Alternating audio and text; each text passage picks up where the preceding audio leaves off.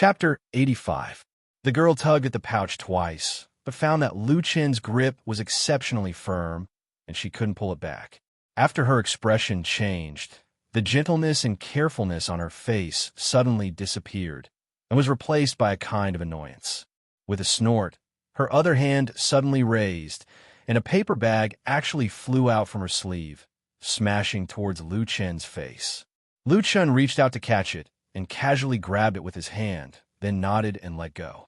The girl took a step back and first hid the small bag in her bosom, then looked up and down at Lu Chen, coldly snorted, and said, "I can't tell. You actually know such despicable methods."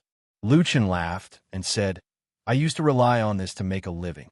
As he said that, his gaze fell on the girl's exceptionally beautiful face, and he frowned, saying, "Little girl, since you have such a beautiful appearance, why can't you do anything? Do you really have to do this? Don't blame me for not warning you. These despicable people are not good. With your beautiful face, if you aren't careful, I'm afraid you'll be eaten alive." Oh, the girl didn't look old, only about 10 years old, but at this moment, after removing her disguise, her body suddenly had an additional mature aura.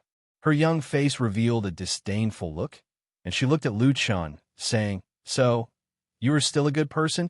Lu Chen said, "I can't say that I'm a good person, but it's not bad to remind you. What do you think?" "Che." The girl sneered and said, "You're just saying it casually. Less nonsense. Do you have anything else? If not, I'm leaving." This swindler was actually so self-righteous, as if not stealing from Lu Chen, but Lu Chen's fault. Lu Chen also couldn't help but laugh. But first, this girl was really too young, and second, her face was already very beautiful at such a young age.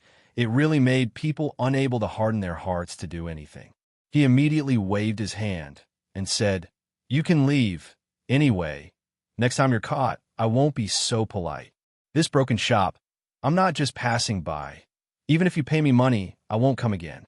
The girl angrily shouted, then turned around and walked out of the door. The black dog next to her wagged its tail and came over, jumping enthusiastically beside the girl. The girl looked at the black dog and especially saw the lame Atsu's hind legs. She was first startled, but then her eyes became slightly soft, and she reached out her hand to touch the head of the Atsu and said, "This dog is much cuter than your master." The Atsu tilted its head and stuck out its tongue and looked affectionate. Suddenly, Lu Chen from behind and said, "Atsu, that's a bad guy. He wants to steal our things." The Atsu didn't seem to react for a moment and blankly looked back at Lu Chen. Lu Chen sternly said, "Be fierce to her. Bite her." Atsu jumped up as if he had suddenly come to his senses. Immediately, the hair on his neck stood up, and he let out a low growl, baring his fangs at the young girl. He looked like a hungry wolf, ready to pounce and bite someone in the next moment. "Ah!" The girl was shocked and suddenly jumped away as if she was electrocuted. She quickly ran out of the door and then cursed at the shop, a house full of monsters, bad people, and stupid dogs. Woof, woof, woof, woof. As the Atsu roared, it suddenly rushed out. The girl screamed and ran away. Her speed was extremely fast, and in the blink of an eye, she ran out of the alley. The Atsu chased a step, but was stopped by Lu Chen from behind, and then turned back bitterly. But then it seemed to be happy again and quite proud. It circled around Lu Chen a few times and kept barking as if it wanted to take credit. Lu Chen sighed, looked at it, squatted down, and grabbed the head of the Atsu in front of his eyes, pulled its ears, and scratched the dog's fur. After looking left and right, he frowned and said, "Strange, I remember that snow wolves and black jackals are intelligent and cunning monsters. Why do you always look stupid? Woof, woof, woof, woof." The Atsu stuck out half of its tongue and licked Lu Chen and looked very happy. In the evening, old Ma came back. As soon as he entered the house, he pulled Lu Chen to close the door and went to the backyard. Then he said with a smile, "It's finally done." Lu Chen nodded and said, "That's good. When do we go up the mountain?" Old Ma said, "In 3 days. A few days ago, the Kunlun party just held the annual Immortal appraisal meeting, and they accepted a new batch of disciples. Recently, It's the time for those who have no chance to officially join the sect to display their supernatural powers. You're not conspicuous at all among them.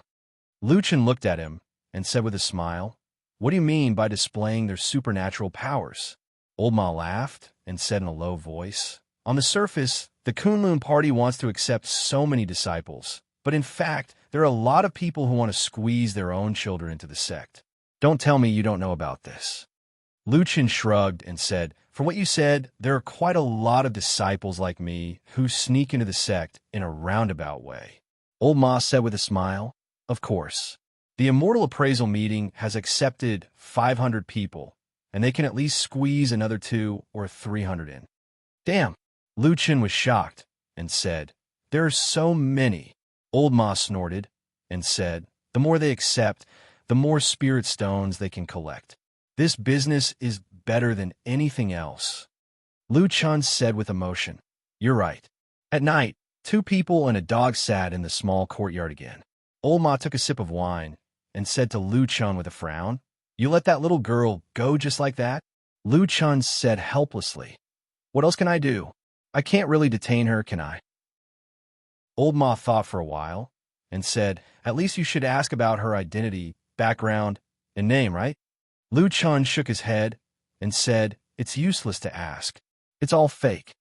Old Ma clicked his tongue, and his eyes suddenly became a little strange. He looked at Luchan and said, "Speaking of which, why didn't I notice that you have this trick before? I didn't see you learn it from that person." Luchan smiled, picked up a cup of wine, and lightly said, "That was before I met him. I was muddling around in this city, trying to survive. Aside from picking up trash, I also learned how to steal and swindle people." Old Ma was stunned and looked at Luchan for a long time without saying anything. After a long time, he said in a low voice, "It's not easy to be a lowly person. You were so young back then. Did you suffer a lot?" "Yes." Listening to Luchan's extremely simple answer, Old Ma didn't know what to say for a moment. After a while, he laughed dryly and changed the topic and said, That little girl is really unlucky. She happened to pass by here and wanted to do some business, but she actually met an expert. She must have been half dead with anger." "No." Luchan suddenly interrupted Old Ma. Old Ma was startled and said, "What's wrong?" Luchan smiled, and then he gazed at the cold and dark night sky in the distance. After that, he took a sip of wine and said, "All those years ago when I did all these things that harm people, I'd always checked and calculated carefully, and there was no such thing as a coincidence. As for whether she happened to pass by, I don't know." Chapter 86. What should we do? Old Ma furrowed his brows in distress and said, "It feels a little troublesome." Luchan glanced at him and said, "Maybe they aren't here for me." Old Ma was stunned and said, "Then who are they here for?" "You." Luchan looked at Old Ma's fat face and said seriously, "To be able to open a shop in such a desolate alley, he must be a fat sheep that is easily deceived. I think that's what that little girl is thinking. Get lost." Old Ma scolded angrily and then took out a book as thick as a finger and threw it at him. Luchan caught it and flipped it open to take a look. At the same time, he asked, "What is this?" Some of the most famous people in the Kunlun sect, the young geniuses of a younger generation, the children of the aristocratic families with deep backgrounds, and some people with eccentric temperament and behavior. Brief information about them, including Tao techniques, magical treasures, and so on, are all written on it. In addition, there are also some situations in the Kunlun party's main halls. You can take a look when you have time. After you have written it down, burn this book." Luchan was silent for a long time. The joking expression on his face disappeared, and he sat up straight. Then, with a serious expression, he said to Old Ma, "Thank you for your hard work." Old Ma grinned and said, "This kind of thing should be shown to people who understand. Only then will it be satisfying." Luchan sighed and said to him, "With this kind of ability, you can actually do a lot of big things. It's a bit of a disadvantage to hang around with people like me." Old Ma said, "In this world, is there anything bigger than what you want to do?" Luchan sneered and put away the book. Then he picked up the wine pot and poured wine for Old Ma and himself. At the same time, he asked, "About the person we were looking for, what do you know?" Old Ma shook his head and said, I have no clue. We do not know anything about that person, whether he is a man or a woman, whether he is old or young, whether his cultivation level is high or low.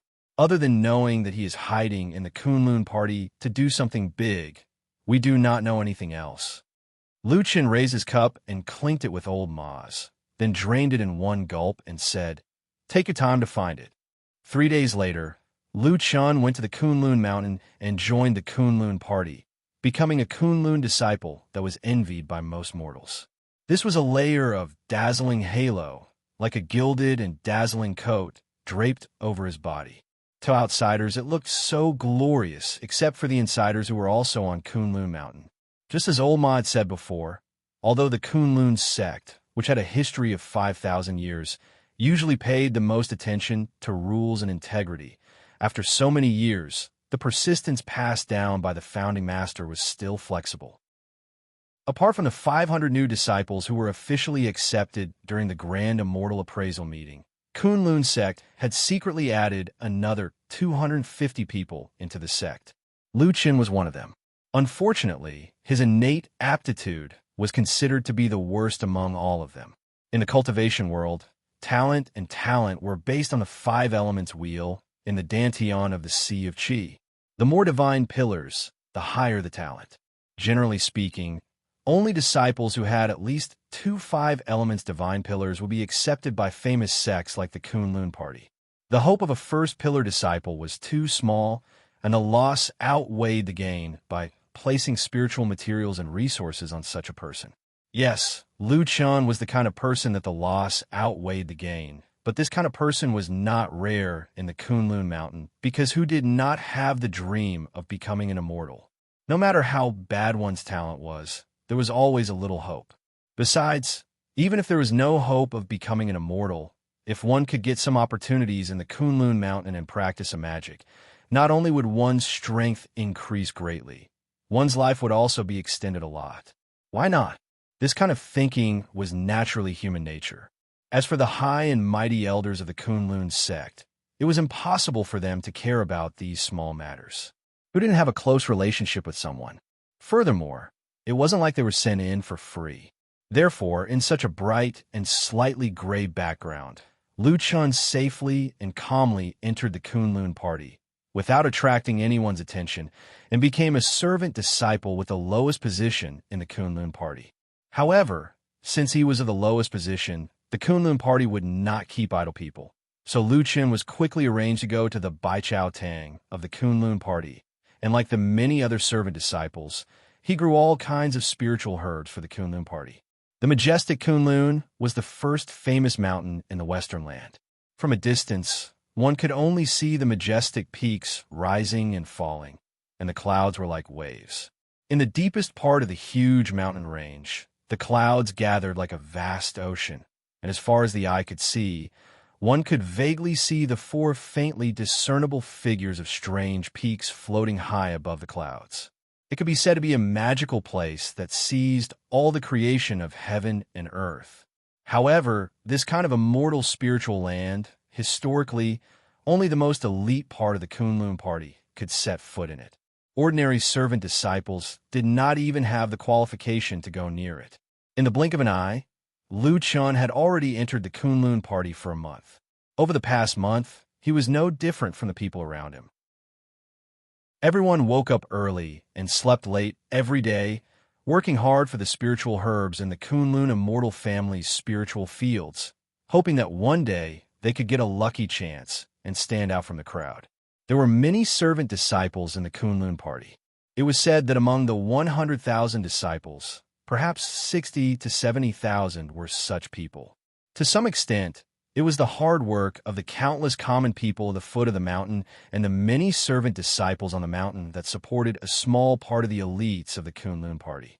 As for the Baichao Tang, after Luchin came here, he was given a spiritual field of 1 mu, so that he could plant spiritual herbs. Every time it was harvest time, he had a hand in a fixed amount of harvest, and then he would be considered to have completed his task. If he did not hand in enough, he would be punished, and if he had an extra harvest, he would be rewarded. Most of the servant disciples relied on these extra harvests that they had worked hard to obtain in exchange for a little hope of standing out in the future. Hope was the most beautiful thing, was it not? For most people it was, but for Lu Chun it was not. He quietly lived in the Kunlun party, and then quietly observed the giant Kunlun party in the shadows of the crowd. After slowly familiarizing himself with the situation here, he also began to touch the things he wanted little by little. Of course, that mysterious devil cult spy was still nowhere to be found. But in this month, Lu Chun had already learned some things. For example, the two supremes of the Kunlun party, Hakushin Jinkuan, was in closed-door training on the mountain peak among the clouds all year round, while Supremes Tianlan went to the immortal city of Zhengxiaming and seemed to be very busy. This year, the Kunlun party had accepted more than 700 new disciples. Fortunately, there were many talented newcomers, but those were phoenixes that flew up the branches and had almost no interaction with sparrows like Lu Chun. And Hong Chuan, whom he had met before, had indeed left the Kunlun mountain a few days ago. It was said that he had gone to the distant northern region to hone his state of mind and cultivation. When Lu Chun heard the news, he sighed for that friend in his heart. But very soon, he thought that he would be very quiet and would be dormant for a very long time in the Kunlun mountain, but suddenly there were waves. It was one afternoon a month after he went up the mountain. At the edge of the forest where his spiritual field was located, he once again saw a familiar person coming out of the forest. It was Exin. That day, Exin's face seemed a little pale. Although her face was still so beautiful, she seemed to be a little absent-minded and did not notice that among the many servant disciples working in the spiritual field not far away, there was Lu Chun. Lu Chun quietly turned around, thinking that Kunlun Mountain was so big, if he missed it today, he might as well not see it again in the future. Trouble. Then he suddenly heard a scream coming from behind. The voice was sharp, and for some reason, it suddenly reminded him of the journey in the land of chaos. Lu Chun shook his head and sighed, thinking that it was troublesome. Chapter 87. Lu Chun's initial reaction was to turn around and leave. He was prepared to quietly avoid her. After all, Kunlun Mountain was so big, and Exin did not seem to have seen him. If he missed this chance, he might not see her again in the future. But the scream that followed was indeed a little frightening. It was as if Exin had suddenly seen the most terrifying thing in the world. Her scream was heart-wrenching. Lu Chun stopped in his tracks, feeling a little helpless. At that moment, his mind replayed the journey with Exin in the land of chaos from beginning to end. He muttered, "It can't be. I don't remember doing anything to you. Are you so afraid to see me?" But when he turned his head to look in the direction of Exin, he suddenly frowned. He saw that when Exin walked out of the forest, a figure suddenly ran out from behind her and grabbed her hand. When the figure that appeared from behind appeared in everyone's line of sight, it immediately caused a commotion among the crowd of odd-job disciples who had slowly gathered to watch the show. Even the usually calm Lu Chun's expression changed slightly. At the same time, he instantly understood why Exin would let out such a tragic scream. It was a man wearing the Kunlun Party disciple uniform, but his face was completely destroyed. At least a dozen shocking scars remained on his face. His facial features were terrible. One of his ears was missing, his nose was gone, and there was a big cut on his chin. A terrible scar had slashed across his left eye, leaving a pitted red flesh. It seemed that this eyeball had also been destroyed. This face looked like it had been slashed countless times by a sharp blade, or had been ruthlessly gnawed on by a terrifying beast. It was completely devoid of human form. It was hard to imagine that a person who had suffered such serious injuries could actually survive that disaster. At this moment, it was a bright and sunny day. Under the bright sky, the surrounding people all felt a trace of coldness, and a few timid female disciples even closed their eyes and looked away, not daring to look directly at that person. The terrifying face that resembled a demon from hell suddenly appeared behind Exin. After grabbing her, the face leaned in and let out a deep, furious growl. When she lifted her eyes, the face was already inches away from her. No wonder she let out such a shrill scream. Let me go! Let me go! However, to Lu Chen's surprise, the Exan did not faint from fright. Instead, she screamed in horror and struggled with all her might, trying to break free from the monstrous man's grasp. At the same time, she cried out repeatedly, "Shut up!" The man with the terrifying face let out a low roar, but that did not calm Exine down. Instead, she struggled even more intensely. This scene was seen by the surrounding people, and there was a sudden uproar. A beautiful girl was being bullied by such a monster. No one could stand it. Suddenly, 7 or 8 people from the side came over and shouted to stop it. Lu Chen also took 2 steps forward. No matter what, he had some friendship with the Exine. At the same time, he also had some doubts in his heart. After joining the Kunlun party for a month, he had gradually learned a little about this famous sect. Although it was not as perfect as the legend said, the Kunlun party was still a place that followed rules. In general, it was impossible for there to be any public bullying on the Kunlun mountain. However, the scene in front of him was obviously not right. Just when Lu Chen was hesitating whether he should go forward to help, he suddenly heard Exine's voice crying, "Let go! Senior He, I beg you, don't do this." Lu Chen's body trembled.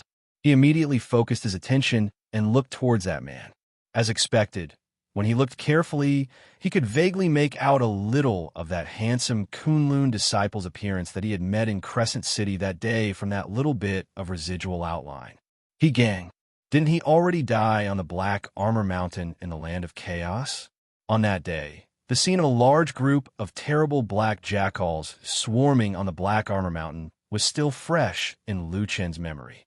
Then, when he looked at Gang's face again, those clear and terrifying scars that seemed to have been left behind by sharp claws and terrifying beast teeth, Lu Chen couldn't help but feel a slight chill in his heart. The Exine was crying and shouting in panic. The odd job disciples next to her obviously did not know Gang, so they surrounded him with righteous indignation.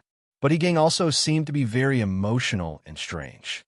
Under the crowd's gaze, he did not have the slightest intention of retreating, and even glared at the people around him with terrible anger. Seeing that the scene suddenly became tense and on the verge of breaking out, suddenly, a loud shout came from behind the crowd. "Stop, what do you want?"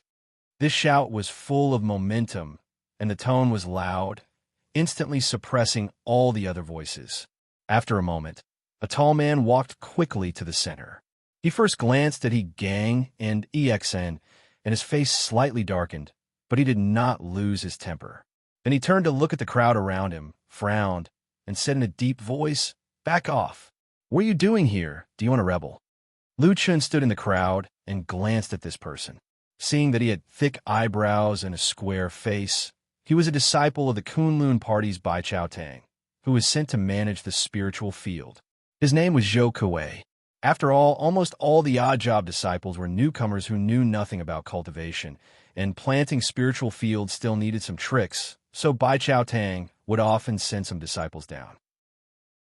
About every 100 odd job disciples would have an official disciple in charge, and at the same time, they would teach the tricks of planting and some of the most basic cultivation methods.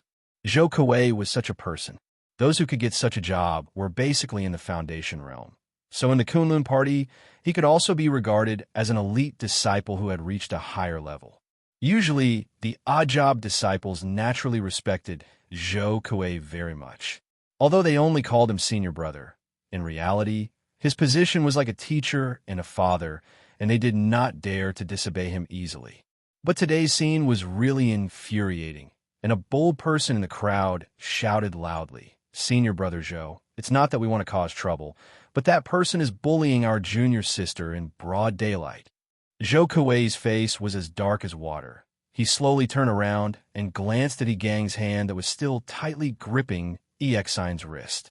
He snorted and said, "Junior brother you're not doing this right?"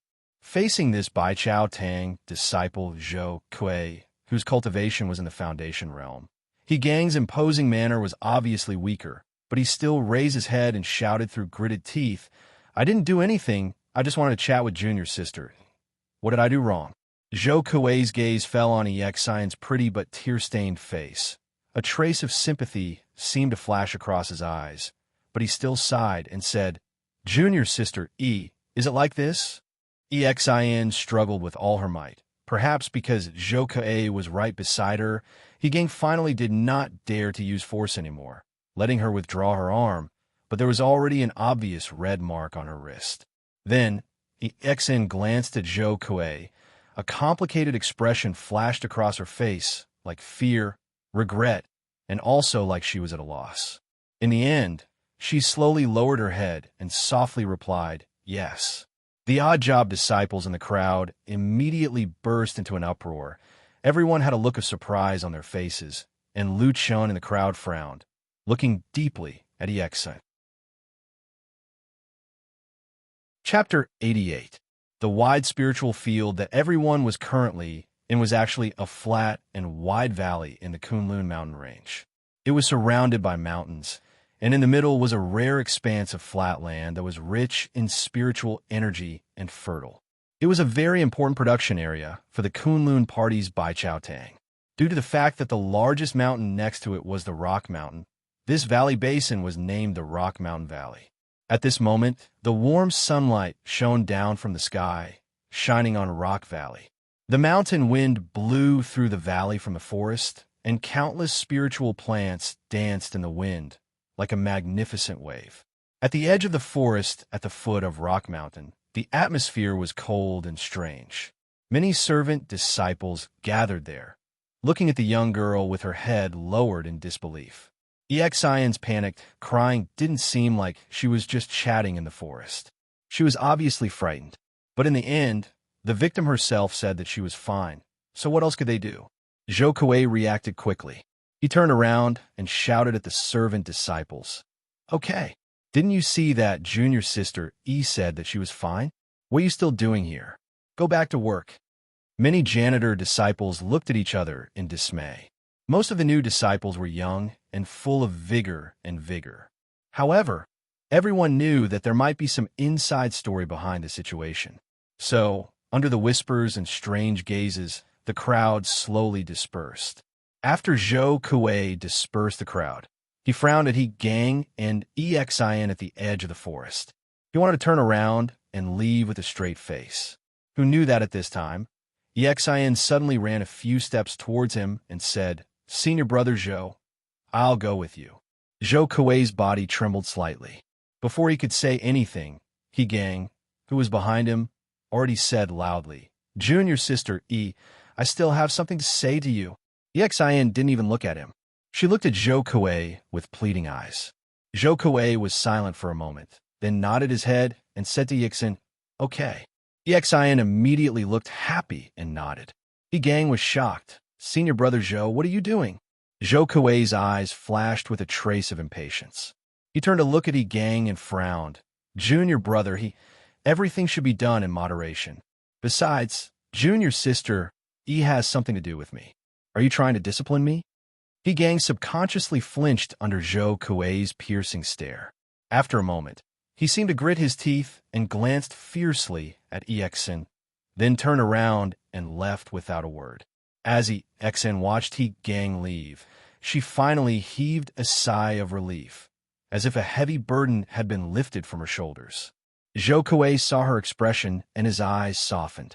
He asked softly, "Are you all right? Are you all right?" Exion nodded silently. Zhou Kuei said, "Let's go." He walked forward. Exin silently followed beside him, but after walking for a while, she suddenly heard Zhou Kuei's voice. "Junior sister, you still have to think of a solution for this matter yourself." Exin raised her head to look at Zhou Kuei in a daze, only to see that Zhou Kuei was not looking at her.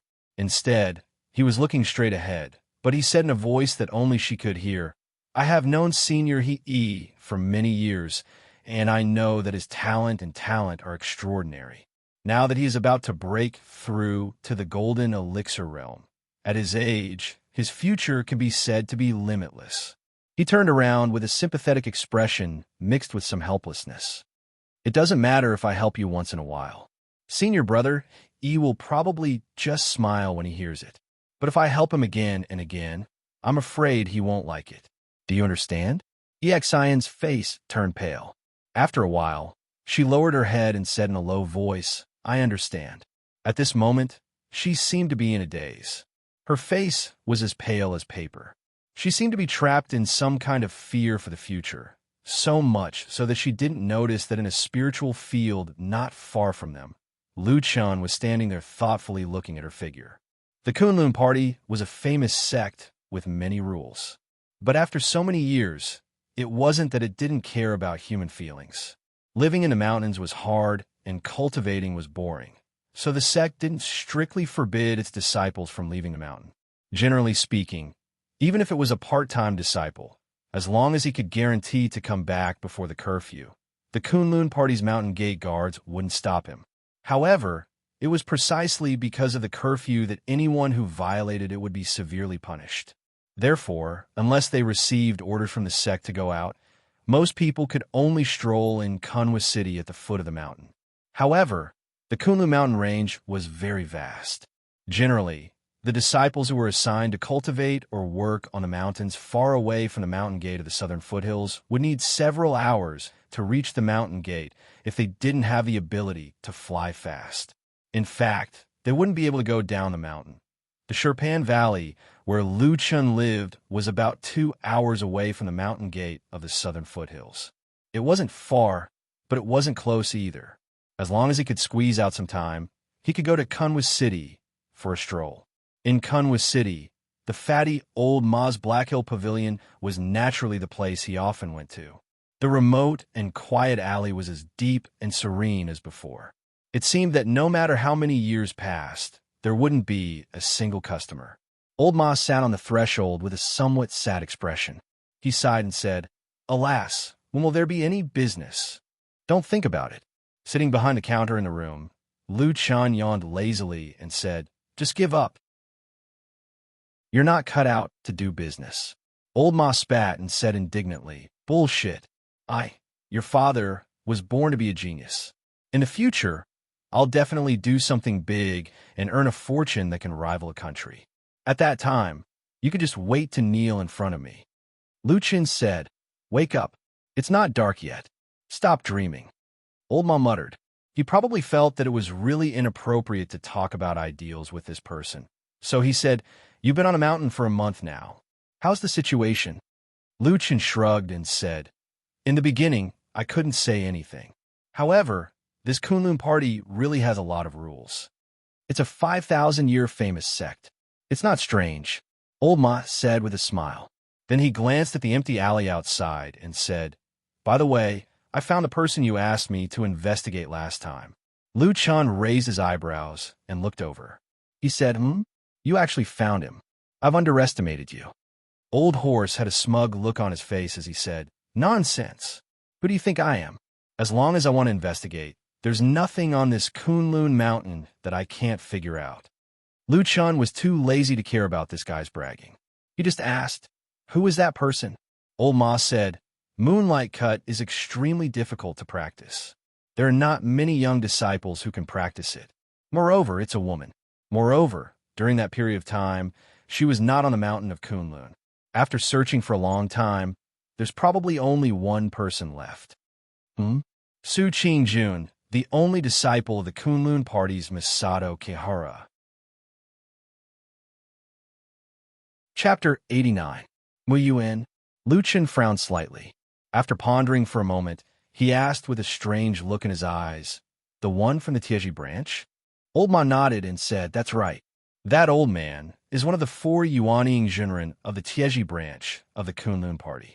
He's also recognized as the strongest in Taoism and divine powers. It's not an exaggeration to say that he's the leader of the Tieji branch. Lu Chun nodded and said, What about Su Qingjun herself? Old Ma said, She's very outstanding. She's extremely talented. It's said that she's one of the top 4 pillars. She can be said to be very gifted. Her progress in Taoism is very fast, and she's worthy of the word genius. She's only 22 years old, but she's already at the peak of the foundational state.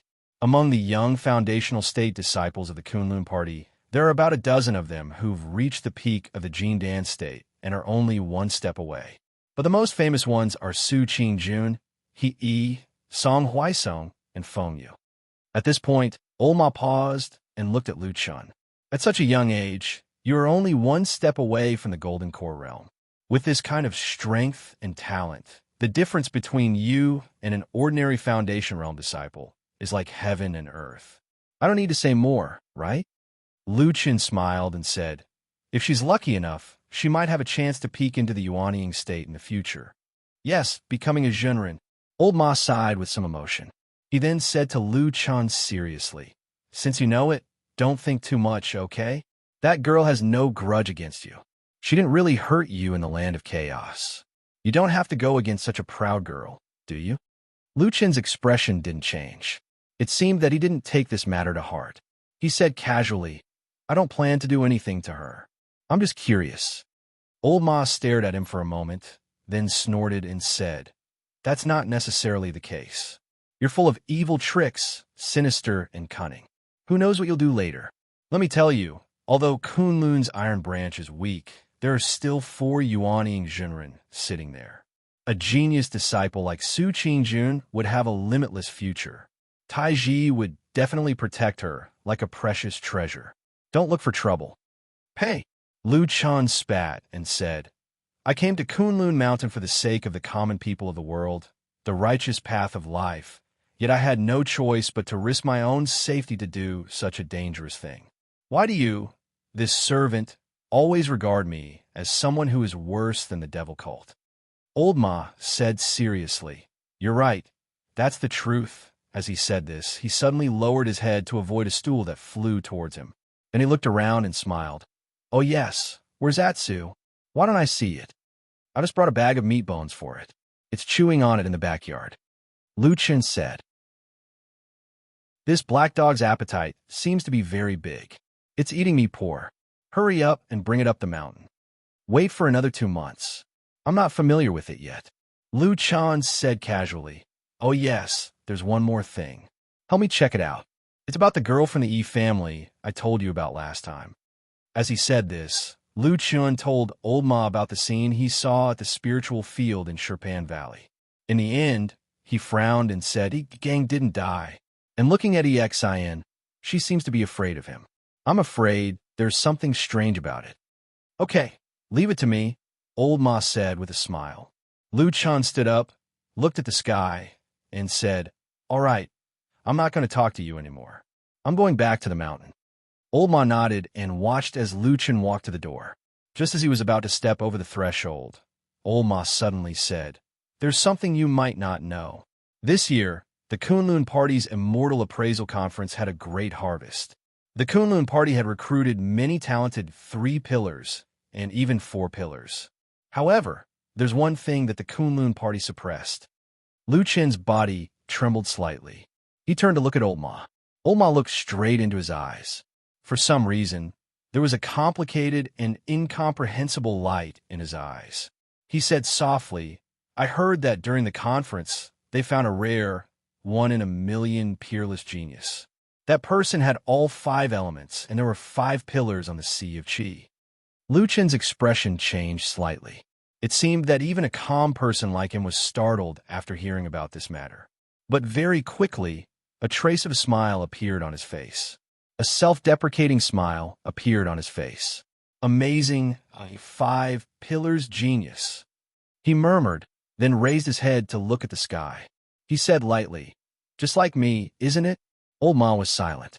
It was already evening when he returned to the mountain. When Lu Chun walked through the mountain gate and walked along the mountain path to his residence at the foot of Shirpan Mountain, the sky gradually darkened.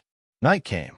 At night, Kunlun Mountain was still majestic, but it was less majestic than during the day and more distant and deep in the night. Each mountain peak was like a silent giant, quietly standing in the darkness, quietly watching Lu Chun walk between the mountains. Unknowingly, there was no one else on the mountain path. Only Lu Chun walked alone. The night was somewhat desolate, and the mountain wind was somewhat cold. It whistled past, and the faint starlight shone on the ground. One could see the swaying shadows, like dancing demons and ghosts. There was still some time before the curfew. Luchan looked at the night sky and expressionlessly walked on this dark road. Gradually, even he himself seemed to blend into it, becoming a part of those terrifying shadows. When it was too quiet, one's thoughts would spread out, making one's thoughts seem to be more than usual. As Luchan walked, he suddenly thought of the small village that he had lived in for 10 years and the beautiful girl who was already sleeping by the Dragon Lake on T Mountain. At this time, would there be a cold wind blowing by the Dragon Lake? Maybe she would also feel a little cold because she was afraid of the cold before. Luchan suddenly shook his head, freeing himself from these thoughts, and then continued walking. The night was still cold, and then he thought of the day before they parted, the strange look in Old Ma's eyes when he looked at him. Luchan knew what Old Ma meant. Although that fatty was not a good person, but for so many years, he was the person that he trusted the most. He knew that Old Ma meant well. Old Ma actually felt that it was not worth it for him, and somewhat regretted it. However, some words cannot be said to anyone, whether it was him or Old Ma, or perhaps everyone actually understood in their hearts. If it was not good enough, how could it be used as a successful bait? If it was not an exceptional talent, how would the evil sect elder, that kind of person, be interested in it? Sacrifice? Perhaps only that big fatty, who was always hidden in the depths of a light, was the truly ruthless and ruthless person. The mountain breeze was faint, blowing past his clothes, as if there was a bone-chilling cold. Luchan gently pulled his clothes, thinking that if there was a chance in the future, he should go back to the Dragon Lake on T Mountain to take a look, add more soil for Ding Dong's grave, and plant more trees beside it. While he was thinking of this, Luchan's body suddenly stopped. His footsteps abruptly stopped. In the depths of the winding mountain path hidden in the dark shadows, in the deep darkness, a soft, trembling whimper suddenly came from an unknown place. In this desolate and cold night, it sounded like the weeping of a night ghost, faintly coming over. The shadows of the surrounding tall mountains, at this moment, seemed to suddenly cover down, making this section of the mountain path seem especially dark. The night was deep. It was a desolate time. Chapter 90.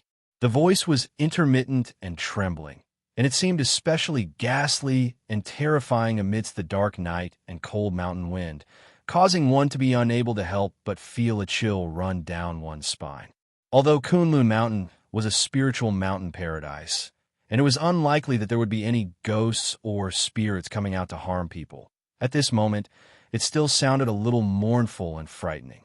What if there really was a hidden demon or ghost on this mountain? Luchan stood where he was, his brows slightly furrowed. He listened attentively for a moment, then said to himself, "It seems to be a female ghost." After saying that, he continued to walk forward, his pace slightly slower than before. At the same time, his eyes kept looking around the mountain path ahead, as if he was looking for something. The mountain path in the night was empty. Dark shadows swayed, as if there were strange gazes hidden in the trees and bushes on both sides of the road, staring at Luchan's figure in the darkness. The mountain path was an old road that the Kunlun party had repaired for many years. It was mottled with wind and frost, but it was still firm and smooth, winding and stretching forward silently. The strange sound that seemed like a woman sobbing was still drifting from ahead, but as Luchan walked forward, it gradually became clearer. As he walked, Luchan suddenly stopped. He saw a small mountain not far ahead. The mountain path passed through the mountainside, and, at the same time, it branched off into a stone path. Luchan climbed up the small mountain.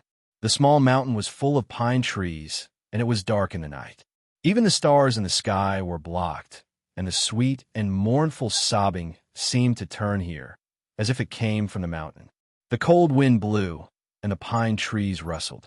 The darkness silently stared at Luchan on the mountain path. Luchan glanced at the small mountain, then continued to walk up. The sobbing gradually became clearer, and the surrounding darkness became thicker. Not long after, Luchan, who was walking on the stone steps, saw a pavilion halfway up the mountain. There was a plaque outside the pavilion, but it was too dark to see the words on it. However, the most frightening thing was that there was a figure sitting at a stone table in the middle of the pavilion. Her back was facing Lu Chun, and her long hair was draped over her shoulders. Her shoulders were shaking slightly, and she was sobbing softly, one above and one below, one in front and one behind. The surroundings were thick with ghost chi. When a gust of mountain wind blew past, it lifted the strand of black hair, revealing the pale skin of the female ghost. It was as if even the air had frozen. Hey! Suddenly, a voice came from outside the pavilion with a trace of impatience, instantly breaking the gloomy atmosphere. Then, a figure stepped in and very impolitely complained to the female ghost. "Why are you howling here in the middle of the night? Is there something wrong with your brain?" The sobbing suddenly went silent. After a moment, the female ghost suddenly seemed to be shocked by herself. She suddenly let out a scream and jumped up from the stone table. She staggered back and looked at the black figure standing at the edge of the pavilion. Her trembling voice stuttered, You don't come here. Ghost. Even ghosts are afraid of ghosts." Lu Chun snorted unhappily and casually lit the fire lighter he carried on his body. The moment the fire lit up, it illuminated the faces of the two people in the pavilion. The frightened face of the woman on the opposite side flashed there. After a moment, the expression on her face first stiffened, then revealed a somewhat incredulous expression. She said in shock, "Brother Lu, why is it you?"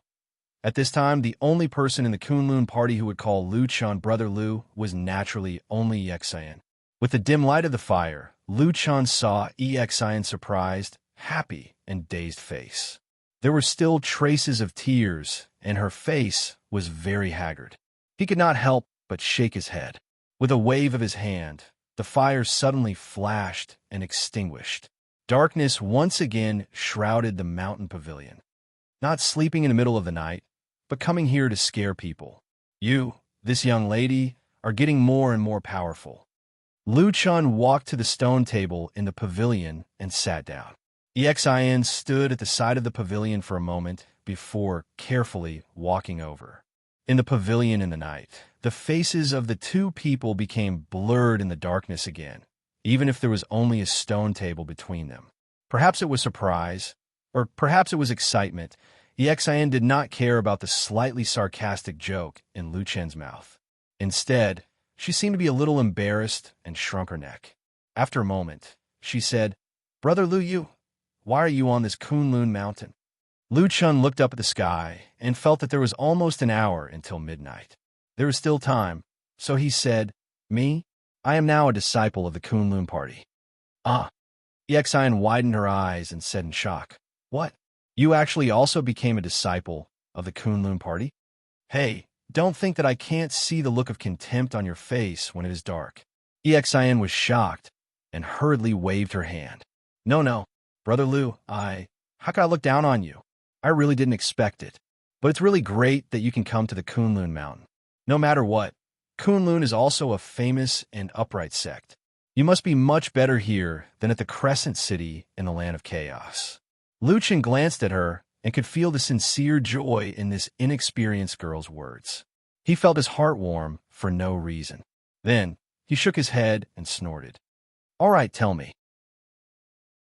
Why did you come here in the middle of the night to cry and pretend to be a ghost?" I didn't pretend to be a ghost." Yexin only felt her cheeks heat up. Fortunately, in this dim light, perhaps Lu Chun could not see it. She subconsciously retorted, "You, on the other hand, suddenly jumped out just now. That was really scary. Don't say that I didn't pretend to be a ghost. Even if I was a ghost, even a ghost would be scared to death by you just now. Hey, I haven't seen you for a while. You become so good at talking." Lu Chun laughed. Exin did not want to be entangled with him on this topic anymore. She hurriedly changed the topic. "Brother Lu, what is your status now? Where are you arranged to be?" Lu Chun said, "My talent is ordinary. After I entered the sect, I could only be a servant disciple. Now I'm planting spiritual fields in the rock valley under Bai Chao Tang." Exin let out a soft cry. She seemed to be in disbelief. What a coincidence. I'm also in Bai Chao Tang. It's really Her voice suddenly paused. Looking at Lu Chun, the smile on her face slowly disappeared. After a while, with some caution, she whispered to Lu Chun, "Brother Lu, today, during the day, I stood in the spiritual fields and watched you come out of the forest. Then, I saw you entangle with He Gang until you left." Lu Chun said lightly. Xin was speechless. After a while, she heard Lu Chun sigh. "All right, now can you tell me what exactly happened?"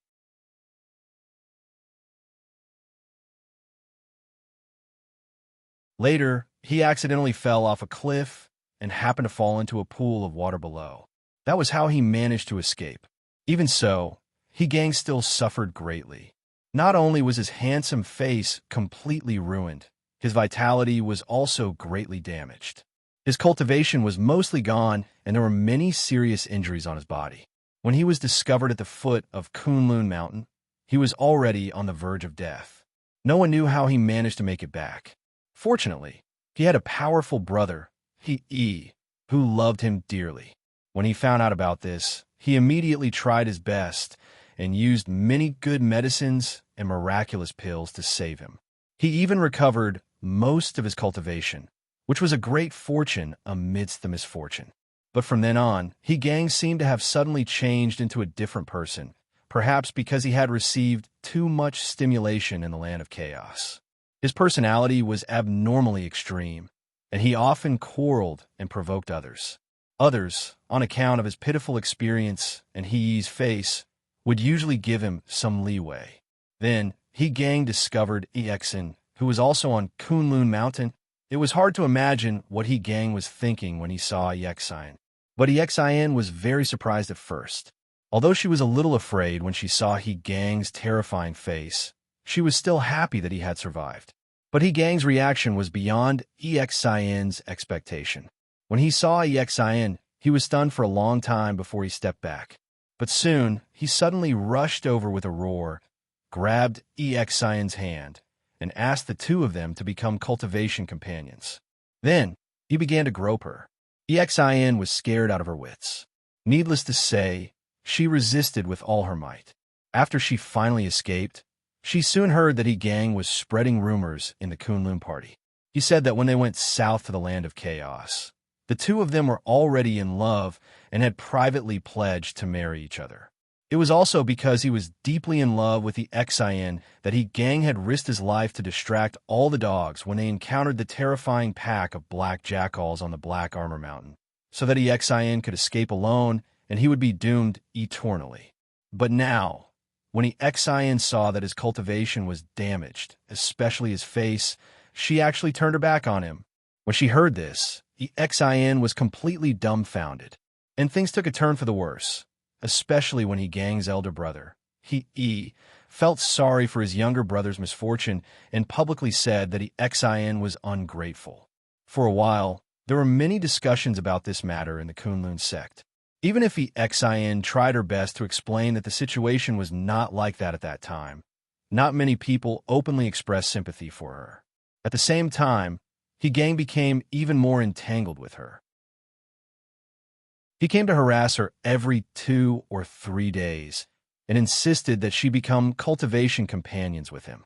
The scene that Lu Chun saw at the edge of the forest in Shurpan Valley during the day was the scene that had been repeated in the past few days. Hearing this, Lu Chun finally understood and did not speak for a while. It was quiet inside and outside the mountain pavilion at this moment. Only the light sound of the wind could be heard. Xin quietly looked up at Lu Chun, but found that sitting across the table, he was looking at her with a pair of bright eyes, and the expression in his eyes was a little strange. "Brother Lu, why? Why are you looking at me like that?" For some reason, Xin suddenly felt a little guilty and carefully asked. Lu Chun looked at her, thought for a while, and asked, "Before I met you, there was really nothing between you and He Gang, right?" "No, really." Xin suddenly stood up, looking anxious, and loudly said, "Brother Lu, I swear to the heavens, there is absolutely no love affair between me and Senior Martial Brother He. At that time, I only thought of him as an older brother and followed him and Martial Uncle Han to gain experience." Lu Chun nodded. indicating for her to calm down. Then he muttered to himself for a while and said, "This matter is not a big deal. Not to mention spiritual master Yuanying. Even the sect's Jean Dan Friar would be too lazy to care.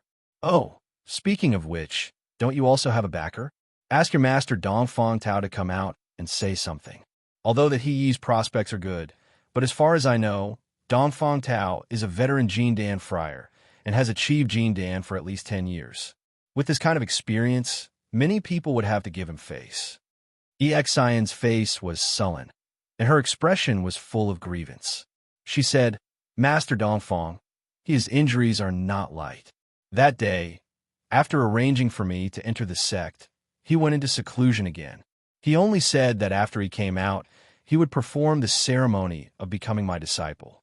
Before that, he first let me follow Bai Chao Tang to practice some basic techniques. I really have no choice. Lu Chun was startled, shook his head, and quietly said to himself, "This old man is a good hands-off shopkeeper.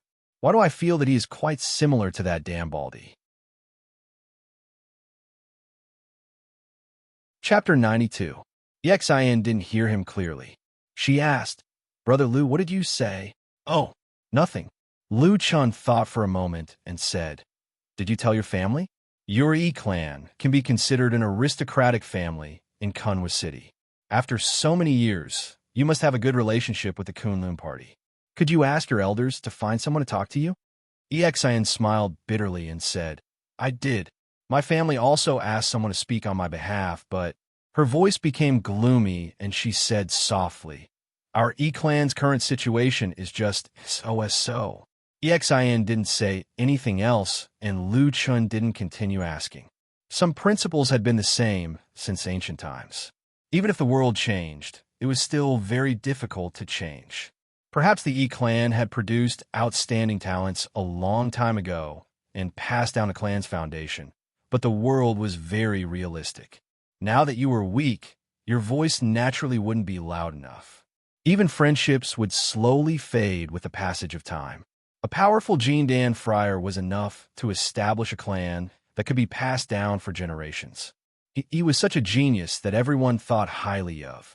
They believed that he would definitely become Jean Dan in the future. Many people even believed that he might have a chance to become the incomparably powerful Master Yuanying. With the existence of such a figure, it was obviously not worth it for those who were not interested in fighting against him for an ordinary family that had nothing to do with them. What's more, from the beginning to the end, he had never stepped forward to make things difficult for Xian. It was just that his brother admired the girl, so he pursued her wholeheartedly. It wasn't a matter of fighting and killing. So how could he intervene?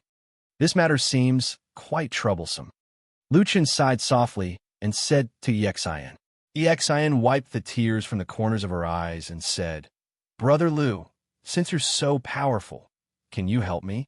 Lu Chun looked at Xian and saw that she was sitting there looking at him with eyes full of expectation. After a while, Lu Chun suddenly smiled and said, "Why should I help you? What's in it for me?" Xian was stunned, as if she didn't expect Lu Chun to suddenly say something like this. After a while, she stammered, This, Brother Lu, No, I don't know. I think you're a good person and you treat me very well. I thought you'd help me."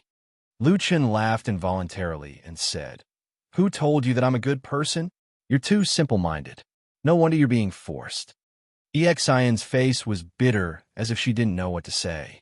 In the end, she could only mumble, I just thought that Brother Lu helped me when we were in the disorienting land, so I think you're a good person." Tisk. Lu Chun was speechless for a moment. He shook his head and thought for a while before saying, "In any case, I'm not the kind of person you think I am. I can't work for free. If you want me to help you solve this matter, you'll have to pay me something." Oh, that's what I should do," Xian said repeatedly. "Brother Lu, what do you want? As long as I have it, I'll give it to you."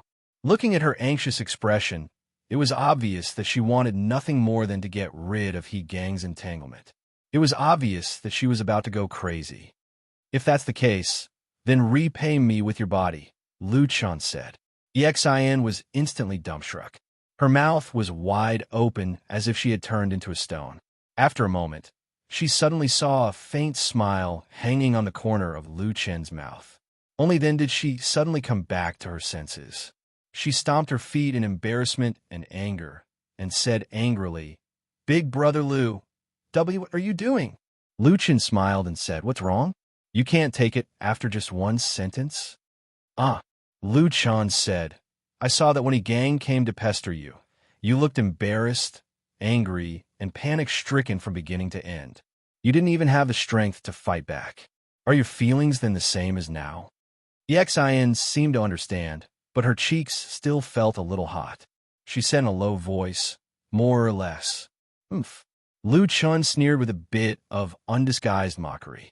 Xin suddenly felt that her face was even hotter. Then she heard Lu Chen say, "I'll help you with this matter, but I haven't thought about what the reward will be. I'll owe you for now. Just remember to help me with this matter in the future." Okay. Hearing Lu Chen's words, Xin suddenly felt that she had seen a ray of light in the darkness. She hurriedly agreed, and then looked at Lu Chen with a face full of expectation, as if she had seen an omnipotent god. Her gaze was so hot that even a thick-skinned person like Lu Chen couldn't bear it. He glared at her and then said, "I've thought about this matter from beginning to end. I think your biggest problem now is that you have no way to ask for help. If your Jin Dan stage master comes out, maybe you won't be in such a difficult situation." Xin said without hesitation, "Of course, Master Dongfeng loves me the most. If he comes out, he definitely won't sit idly by." "Well, then it's clear. The most important thing now is to let you endure until your master comes out. There are ways, very simple, 2 ways. Xin's eyes suddenly brightened. Looking at Lu Chen with some admiration, she quickly said, "Brother Lu, quickly teach me." Lu Chen stretched out the first finger and said, "First, you pretend to be courteous to He Gang and pretend to be perfunctory. First, you can calm him down. If necessary, you can even let him take advantage of you. Endure until your master comes out and officially accepts you as a disciple. Then you can turn hostile." Xin was stunned for a moment. She suddenly shook her head and resolutely said, "No." Lu Chen looked at her and asked, "Why?" Xin's face was full of disgust and said, "That person is so disgusting now. Every time he comes to pester me, he talks and does things like he wants to eat me. I can't stand it." Lu Chen nodded to show that he understood and then said, "Since that's the case, then there's a second way. But you should also understand the current situation. So to use this method, it depends on whether you're ruthless enough." Xin looked a little confused and said, "Brother Lu, what do you want me to do? What do you mean ruthless enough?" Lu Chen smiled and waved at her. Xin walked to his side and slightly bent down. Then she saw Lu Chen whispering something in her ear. As Xin listened, the expression on her face slowly changed. First, she was indescribably shocked. Then her body trembled slightly, as if she was excited and afraid. In the middle, there was a complicated expression of blushing. After a long while, she straightened her body in a daze and turned to look at Lu Chen. She said with some difficulty, Is this okay?" At this moment, it was the dead of night.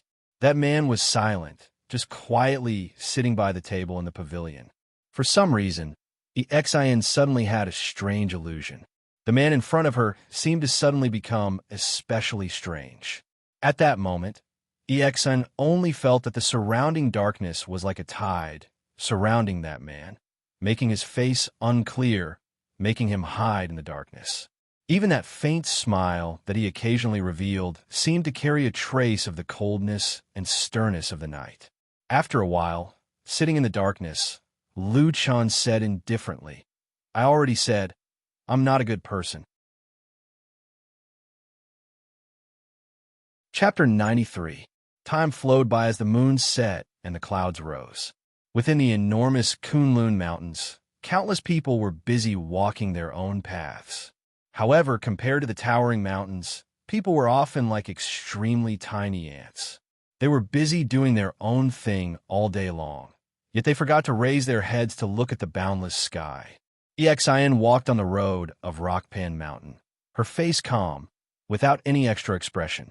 She was an official disciple, so she did not have to work all day long in exchange for a meager pay like the handyman disciples. However, she still needed help with some things like sorting and identifying spiritual materials. Besides, this kind of work also had great benefits.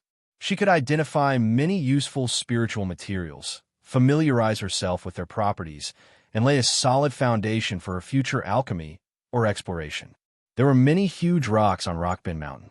One of the branch halls of Bai Chao Tang was built on the big rocks on the mountain. From afar, one could see the flying eaves and blue tiles. It looked extraordinary. Exin was not the only one on the road. There were many disciples of Bai Chao Tang who had the same status as her coming and going. Many people noticed Exin, and many people pointed at her and whispered each other. Rumors were bound to spread at all times. Exin didn't look at her fellow disciples. As she walked, the conversation she had with Lu Chan a few days ago, as well as some of the instructions he had given her after that, couldn't help but echo in her mind. In the vicinity of Rock Mountain, from 100 Herb Hall's branch, are there any female Jindan masters with profound cultivation and bad tempers? This was what Lu Chan had asked her that day. There are many female disciples in Bai Chao Tang. There are also a few female Jindan friar who were successful in cultivation. The one who came recently is Martial Uncle Yin of Melaleuca Japonica. She is strict, and all the disciples are afraid of her. Great. God is on your side. But the great cultivators of Jindan State never bother to know, and they don't care about our trivial matters. Then we'll force her to know, force her to take care of it. How can I do that? That depends on whether you are ruthless enough. Big Brother Lu, you're saying that again. I always feel scared when I hear it. The warm sunlight shone down on Exin's body, making her feel a trace of warmth. She took a deep breath and forced herself to reveal a trace of a smile before walking towards the hall. The day passed uneventfully. In the afternoon, Exin walked out of the main hall and began to walk down the mountain. When she arrived at the foot of the mountain, she pretended to casually glance at the flat and spacious spiritual fields. She saw many odd job disciples working hard in the spiritual fields at the foot of the mountain. Unsurprisingly, she found a familiar face among them. Inconspicuous, Lu Chun stood in a spiritual field and smiled at her from afar. For some reason, seeing that smile, the Exin seemed to feel a little more support in her heart, and her originally panicked mind calmed down a little. But before she could think of what to do, suddenly, a gloomy and even somewhat hostile voice suddenly came from not far away. Junior sister E, what a coincidence. We meet again. Exin's heart jumped, and her hands subconsciously clenched into fists. Then she turned her head to look, and what entered her eyes was that extremely ugly and frightening face. Exin slowly lowered her head, and there seemed to be a little fear on her face. She said in a low voice, Senior brother, he gang looked at Exin's pretty face, and saw that the fear and weakness not only did not damage her beauty in the slightest, but instead added a bit of sadness and delicateness to her beauty. He felt as if a scorching flame suddenly burned in his heart, like a wild beast suddenly roaring in his body. His eyes revealed a look of greed and desire, but his tone was very calm. He only smiled and said, Junior sister E, I have something to say to you. Exin slightly raised her eyes, looked at that face, and found that when he gang smiled, the scar on his face twitched. That face became more and more frightening. She couldn't help but take a step back and, after 2 hurried breaths, said, Senior brother if you have something to say, you can say it here.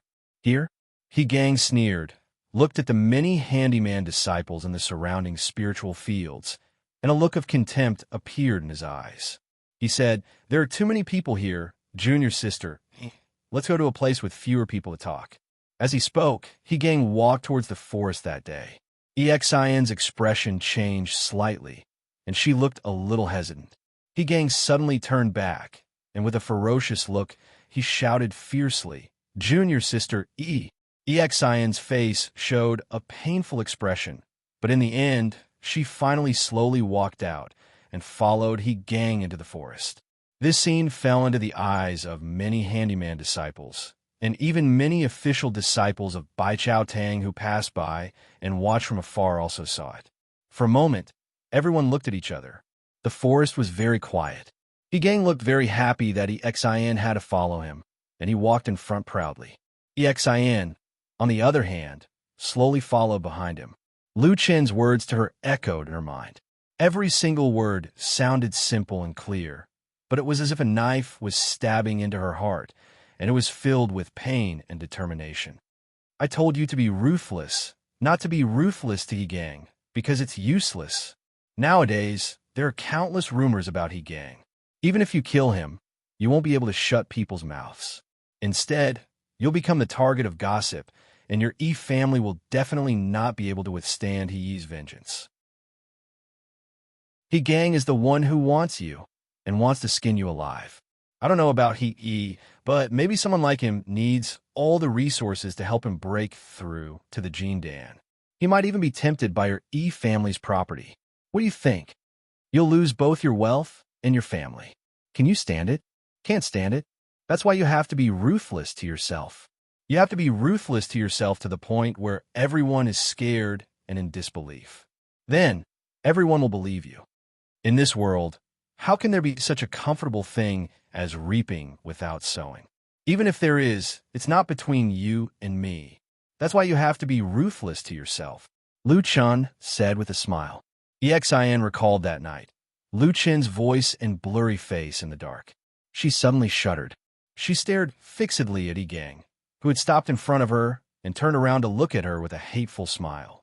Her eyes twitched, and her body trembled slightly. All of this fell into He Gang's eyes.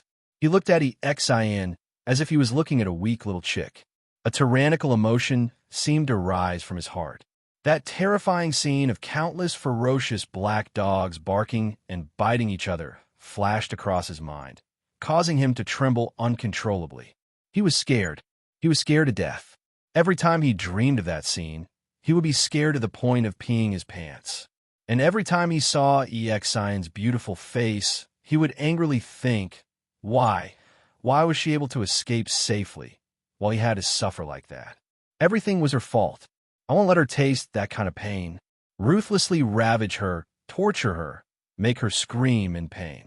He crazily imagined it, as if this was the only way he could feel uncontrollable pleasure.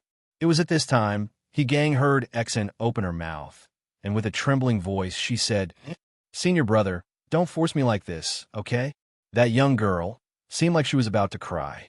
There were tears in the corner of her eyes, and as if she had gathered all her courage, she said this to him. Chapter 94. He Gang sneered, his white teeth peeking out from his missing mouth. He looked especially ferocious, like a wolf or tiger. Exin took another step back and said in a trembling voice, "Don't force me, senior brother." He Gang spat and said fiercely, "I want to force you, so what? I'll tell you clearly, I want you. Follow me faithfully for the rest of your life. When my big brother reaches the golden core or nascent soul stage, you and your E-clan will enjoy endless wealth and glory." Exin's face was pale as she shook her head. After a while, she smiled bitterly. "Our E family. So you really coveted our family property?" He Gang suddenly frowned, as if he felt that something was wrong, but he couldn't think of what it was, so he didn't bother to say more. With a wild laugh, he strode towards Exin, and at the same time, reached out to grab her, and said with a smile, "Junior sister E, I've missed you for a long time. Today you clang." A crisp sound abruptly interrupted He Gang's words. His body stopped, only to see Exin pull out a sharp dagger and hold it horizontally in front of her. Her face carried a bit of determination, mixed with a bit of pain and despair, and even a bit of madness that He Gang had never seen before. It was vaguely similar to the look in He Gang's eyes before. He Gang jumped in fright, but he sneered. "What are you doing? Trying to scare me with a dagger? Stab me if you dare. Let's see if anyone from your E family can survive after you kill me." Exin gritted her teeth and stared blankly in front of her. Her vision blurred, and she could almost hear her own painful and hopeless question from that day. "Why, Brother Lu, why? They were the ones who bullied me But you want me to be cruel to myself? Lu Chen's calm, yet cold voice came from the darkness, echoing in her ears. Because you're weak. But there's no justice in this world. Yes, there's no justice. There's no reason. This is how the world works. Either you lie down and admit defeat and allow others to bully you, or you try your best to find some methods within your power, even if those methods seem painful and uncomfortable. You want me to give you justice and righteousness? I'm sorry, I don't have any. I'm not a good person. I can only teach you these things. Ah, Ixen suddenly screamed, like a little beast that was forced into a desperate situation. Her fear was not directed towards the ugly man in front of her, but rather towards an invisible aura. She trembled all over. When He Gang saw this, he was so excited that his body was trembling. He let out a roar, and his eyes were bloodshot. He suddenly rushed over and grinned. Stinking whore, today I'll call you. Damn whore, today I'll call you. The low muffled sound wasn't loud, but it was like a sudden clap of thunder. He Gang instantly stopped in his tracks and looked at the Xin with a stunned and incredulous expression. That girl, that beautiful girl, had a pained expression on her face at this moment. However, her hand was gripping the dagger tightly, and she had stabbed it into her own body with a backhand. The dagger was incomparably sharp and pierced through her left shoulder. It could be imagined that the Xin used all her strength. Dark red blood gushed out like a fountain and dyed half of the Xion's clothes red. The Xion's pale lips trembled slightly. She slowly pulled the dagger out from her flesh. The pain was like a tide that was about to drown this fragile woman. There were a few times when she felt that she was about to collapse. She was about to be unable to bear it, but for some reason, she still stood there, standing in the pool of blood, coldly looking at the dumbfounded He Gang opposite her. Suddenly, she felt a sense of pleasure amidst the pain. That ugly man was not as strong as she thought. Then she slowly lowered her head. Looking at the bloody wound, she shook her head. That ghostly cold voice seemed to be emotionless. Vaguely, it was saying terrible words to her. Since you have decided to be ruthless, then be more ruthless. Since you have decided to do it, then you must do it to the extreme. Isn't that right? Isn't that right? She smiled bitterly. Within the bloody light, there was a terrifying decisiveness that shouldn't have been present at her age. She suddenly screamed, and then held the blade upside down. She suddenly flipped it over and directly cut off her own flower-like, jade-like face. He Gang was scared silly. At this time, he was really scared out of his wits. He stood there, dumbfounded at this bloody scene. He was completely at a loss, and his mind was blank. The feeling of the cold blade cutting through flesh made one's body feel like it was going to fall apart. The Xion's body trembled nonstop. She gasped for breath, as if this was the only way she could persevere. But in her weak body, there seemed to be an unimaginable, terrifying power that kept her going until now. Fresh blood dyed her body red. It was a ghastly sight to behold. However, she was like a phoenix rising from nirvana in the pool of blood. She looked down at the ugly man from above and saw the fear in his eyes. Thus, there was a bit of contempt in her eyes. She thought to herself, so, what Brother Lu said was true. She laughed maniacally, shook her head, and did not look at He Gang again. She suddenly raised the dagger and slashed her clothes, directly cutting several wounds on her body. In an instant, blood spurted out. Then, she threw the dagger away and used her hands to tear open her clothes, revealing a piece of originally snow-white soft skin that was now dyed red with blood. The beautiful body that was hidden under the clothes looked unusually bright red, and there was a kind of tragedy that could not be looked at directly. Then, she raised her head again.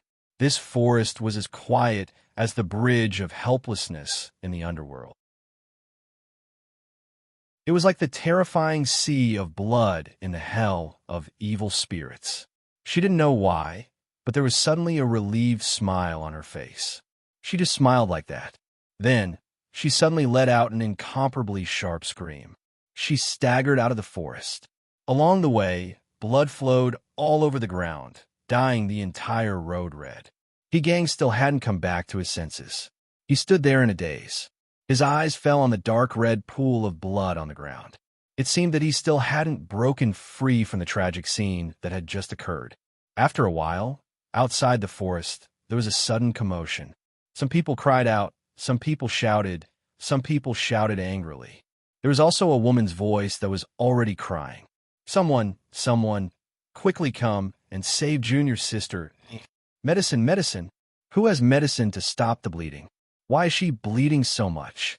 No. Quickly go to the mountain and ask Marshal Aunt Yin to come down. Only she can save Junior's sister, In the midst of the chaos, the commotion became bigger and bigger. It seemed to gradually converge into a raging tide, crazily surging in all directions. In the spirit field behind the crowd, a man stood far away and watched this terrifying scene from beginning to end. When the crowd gathered, he expressionlessly raised his head and looked at the sky. The sky was blue and cloudless. Today was a sunny day. Chapter 95. The incident that took place at the foot of Rock Mountain that day was witnessed by many Bai Chao Tang disciples and even more Chor's disciples. When the blood-soaked woman staggered out of the forest, the horrifying scene instantly shocked everyone. Dark red blood flowed on that beautiful face, piercing into everyone's eyes like a sharp knife, causing their eyes to sting. They held their breath and tensed up involuntarily. Like a boulder thrown into the water, it instantly set off a monstrous wave. The Kunlun party was, after all, a prestigious and upright sect. Jindan Friar Melaleuca Japonica, who was in charge of the Bai Chao Tang sect on Rock Mountain, immediately rushed down the mountain after receiving the news to protect Xian and heal her. At the same time, someone noticed that someone was trying to sneak out of the forest. It was Gang, so he immediately shouted for them to expose him. Thinking of all the things that happened before, the crowd was instantly agitated and many people cursed out loud. However, Gang's elder brother, He was too famous. Although the crowd was angry, no one dared to stop them. At this moment, the white-haired Melaleuca Japonica suddenly appeared next to Gang without saying a word. Then, she slapped him hard in the face. That afternoon, at the edge of the forest at the foot of Rock Mountain, everyone heard the crisp sound of bones breaking and the man's heart-wrenching scream. Of course, no one paid attention to him. By evening, the incident had spread throughout the Kunlun party and caused a sensation in all sections. The Yi family of Kunwu City had rushed to the mountain after hearing the news. It was said that the scene was so tragic that the girl's mother fainted when she saw her daughter. Xian's father and other relatives and friends were all furious. Bai Chao Tang sect was one of the most important sects in the Kunlun party. It was powerful and well-established. In just one day, 2 Yuaning Zhenren and 7 Jindan Friar Immortals came directly to Rock Mountain. At night, the huge mountain was still brightly lit. Countless people came in and out. The sky was full of colorful lights, and colorful rainbows flew across the sky, making the moon and stars dim. It was the immortal masters and Zhenren who came on clouds and wind, like the eve of storm. Gang wanted to escape, but Melaleuca Japonica broke his bones on the spot and caught him. He was thrown at the foot of Rock Mountain, howling and screaming. No one came near, and no one dared to save him. When night fell, someone from the Rock Mountain passed down the order. Gang was tied up and hung on a big tree in front of the mountain, facing the boundless spirit fields and countless onlookers of the Odd Job disciples. This was, of course, an undisguised insult and venting of anger. Gang screamed and defended himself, saying that Xian was a bitch and that she did everything herself. She stabbed herself, and it had nothing to do with Gang.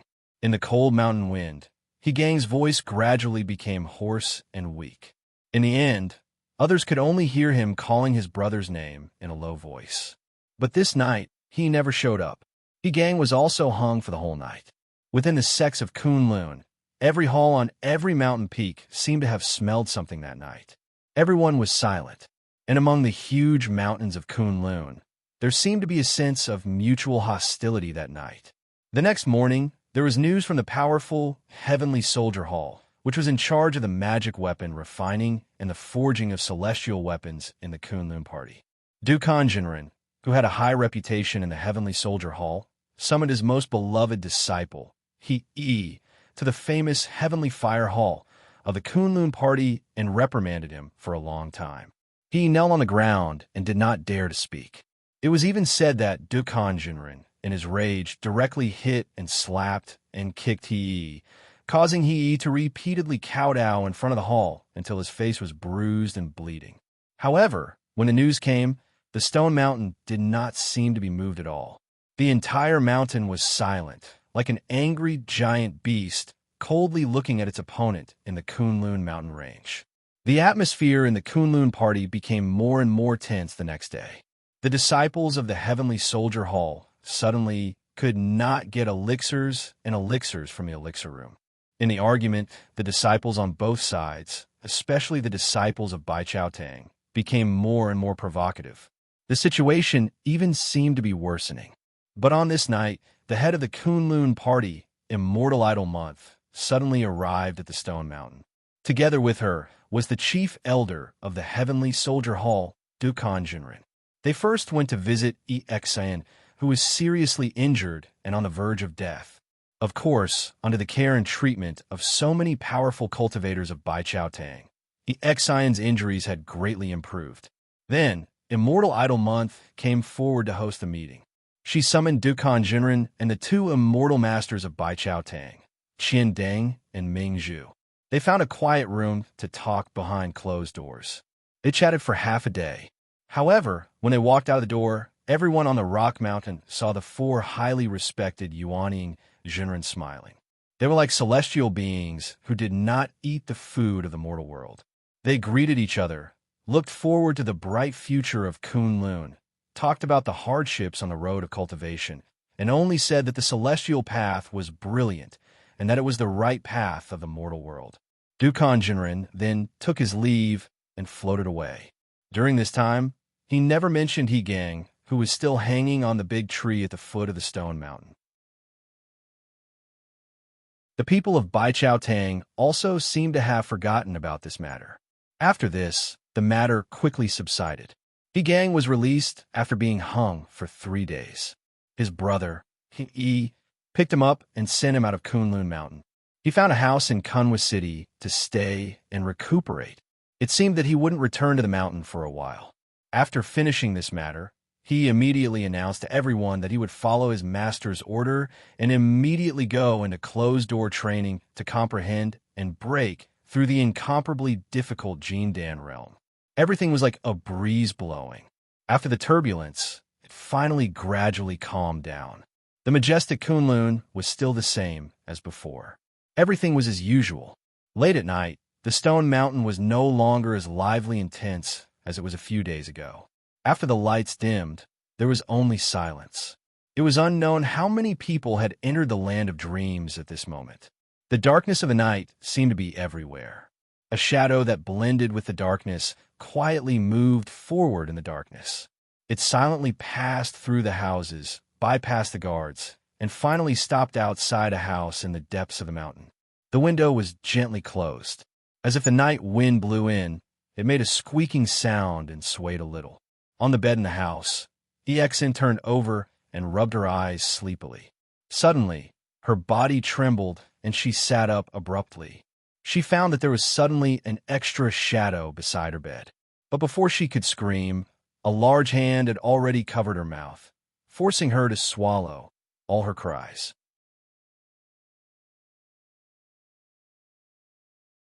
Chapter 96. Woo, woo.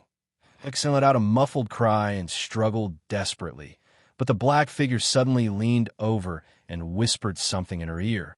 Exion's body suddenly stiffened, and then she stopped struggling. She calmed down. Only her eyes in the darkness still revealed a trace of horror. The hand covering her mouth slowly withdrew, and the black figure still sat on the edge of her bed. A pair of bright eyes appeared in the darkness, and then his appearance was gradually seen clearly. It was Lu Chun. "Brother Lu," Exion softly called out, and after the shock in her eyes, there was finally some joy. She did not know why, but she suddenly felt sour in her eyes, and after a moment, 2 lines of tears silently flowed down from her pale face. The tears streaked across her white and tender skin, and the bandaged wound on one side of her face was still not removed, making her look particularly miserable. Lu Chun quietly looked at the girl sitting in the darkness, crying silently, sighed, and then reached out to wipe away the tears on her face, and said, "Don't cry. You did well." Exin stared at him in a daze, her lips slightly trembling, and the scenes of these days flashed through her mind. Suddenly, she realized that so many people from the same sect, so many relatives, and even her parents, seemed to be separated from them by a layer. In these few days, she desperately suppressed her fear, endured her nervousness, and only at this time, in this dark and quiet night, in front of this man who seemed to be one with the darkness like a shadow, did she suddenly feel a trace of relief. He knew all the secrets, and there was no need to pretend anything in front of him. Yexian just looked at him like this, and unknowingly, tears flowed down her face again, and even her voice trembled and choked. "Lu, brother Lu, I'm so scared." Lu Chun raised his hand, as if he wanted to comfort Yexin, but when he just raised his hand, he suddenly felt a warm body jumping into his arms, tightly hugging his arm, desperately suppressing her trembling voice and crying, "I'm so scared, brother Lu. At that time I was so scared. I was in so much pain. I've never been in so much pain in my life. I saw myself bleeding so much, my whole body was covered in blood. I even cut my own face. From now on, I am an ugly person." Sob, sob, sob, sob, sob, sob. Lu Chen's hands froze in the air. For a moment he did not know whether to raise or let go, and could only let Exin vent in his arms. After a while, he found that Exin did not seem to show signs of calming down, so he could only gently pat the girl's shoulder and whispered, "Okay, it's all over." Perhaps his comfort had some effect. Exin's crying slowly quieted down. After a while, she slowly left Lu Chen's body, lowered her head, and sat on the bed again, but kept using her hand to wipe the tears on her face. A hand held a handkerchief and handed it to her. Exin hesitated for a moment, took it, and while wiping her face, she whispered, "Thank you." Well, this is the final result of the matter. The room was still dark. In the darkness, Lu Chun and Exin sat on the same bed, somewhat strangely and somewhat inexplicably ambiguous. Separated by some distance, they listened to Lu Chun talk about what happened these days. Finally, as if coming to a conclusion, Lu Chun said, "If nothing unexpected happens, he will be grounded for a very long time in closed-door meditation, and he gang is currently recuperating in Kunwa City, but it will be very difficult for him to return to the Kunlun party. Perhaps he will be expelled from the sect." Exin's breathing seemed to quicken in the darkness for a while, and then with a hint of disbelief, she said, "Really? Really?" Exin was silent for a moment, and then she let out a long breath, as if a big stone that had been pressing on her heart for a long time had finally been moved. After a while, she sighed softly. "Our Kunlun party still has its justice. But this time, because of me, they actually alarmed so many seniors and elders. Really." Before she finished speaking, Exin suddenly saw Lu Chun, who was next to her, turn his head to look at her. A pair of bright but deep eyes stared at her. For some reason, Exin suddenly felt weak in her heart, and her voice involuntarily dropped. After a moment, she stammered, Did I say something wrong?" Lu Chun looked at her with a faint smile and said, "Do you really think that Bai Chao Tang and Heavenly Soldier Hall made such a big movement just for you?" Exin was stunned. After a while, she said with a stutter, "Didn't I? In the beginning, of course it was for you. That day when you came out of the forest, the scene was bloody and tragic. No one could stand it. So, including your martial uncle Melaleuca Japonica, she angrily made a move because she couldn't help you. But what kind of influential family is the Kunlun party? There are so many masters and recluses in Bai Chao Tang. How could they rashly fall out with such an important hall like Heavenly Soldier Hall for the sake of you, an insignificant new disciple? Before, even you didn't dare to believe that it would be like this, right?" Exin silently nodded and said, "Then why on earth, Brother Lu?" Lu Chan smiled and said, because there are still people who don't like the He brothers. Who? Just like you, a disciple of a sect from an aristocratic family in Kunwa City. Xin was startled and said with some doubt, that can't be.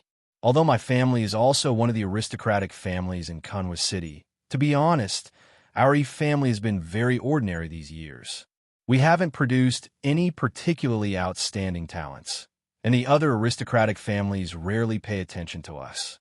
Lu Chan said indifferently, it has nothing to do with this. It's just that all the people from aristocratic families have different circumstances since childhood, so they naturally more or less have a sense of superiority. When some people see you, won't they think of something else? What if the person that he gang likes is a girl from another aristocratic family?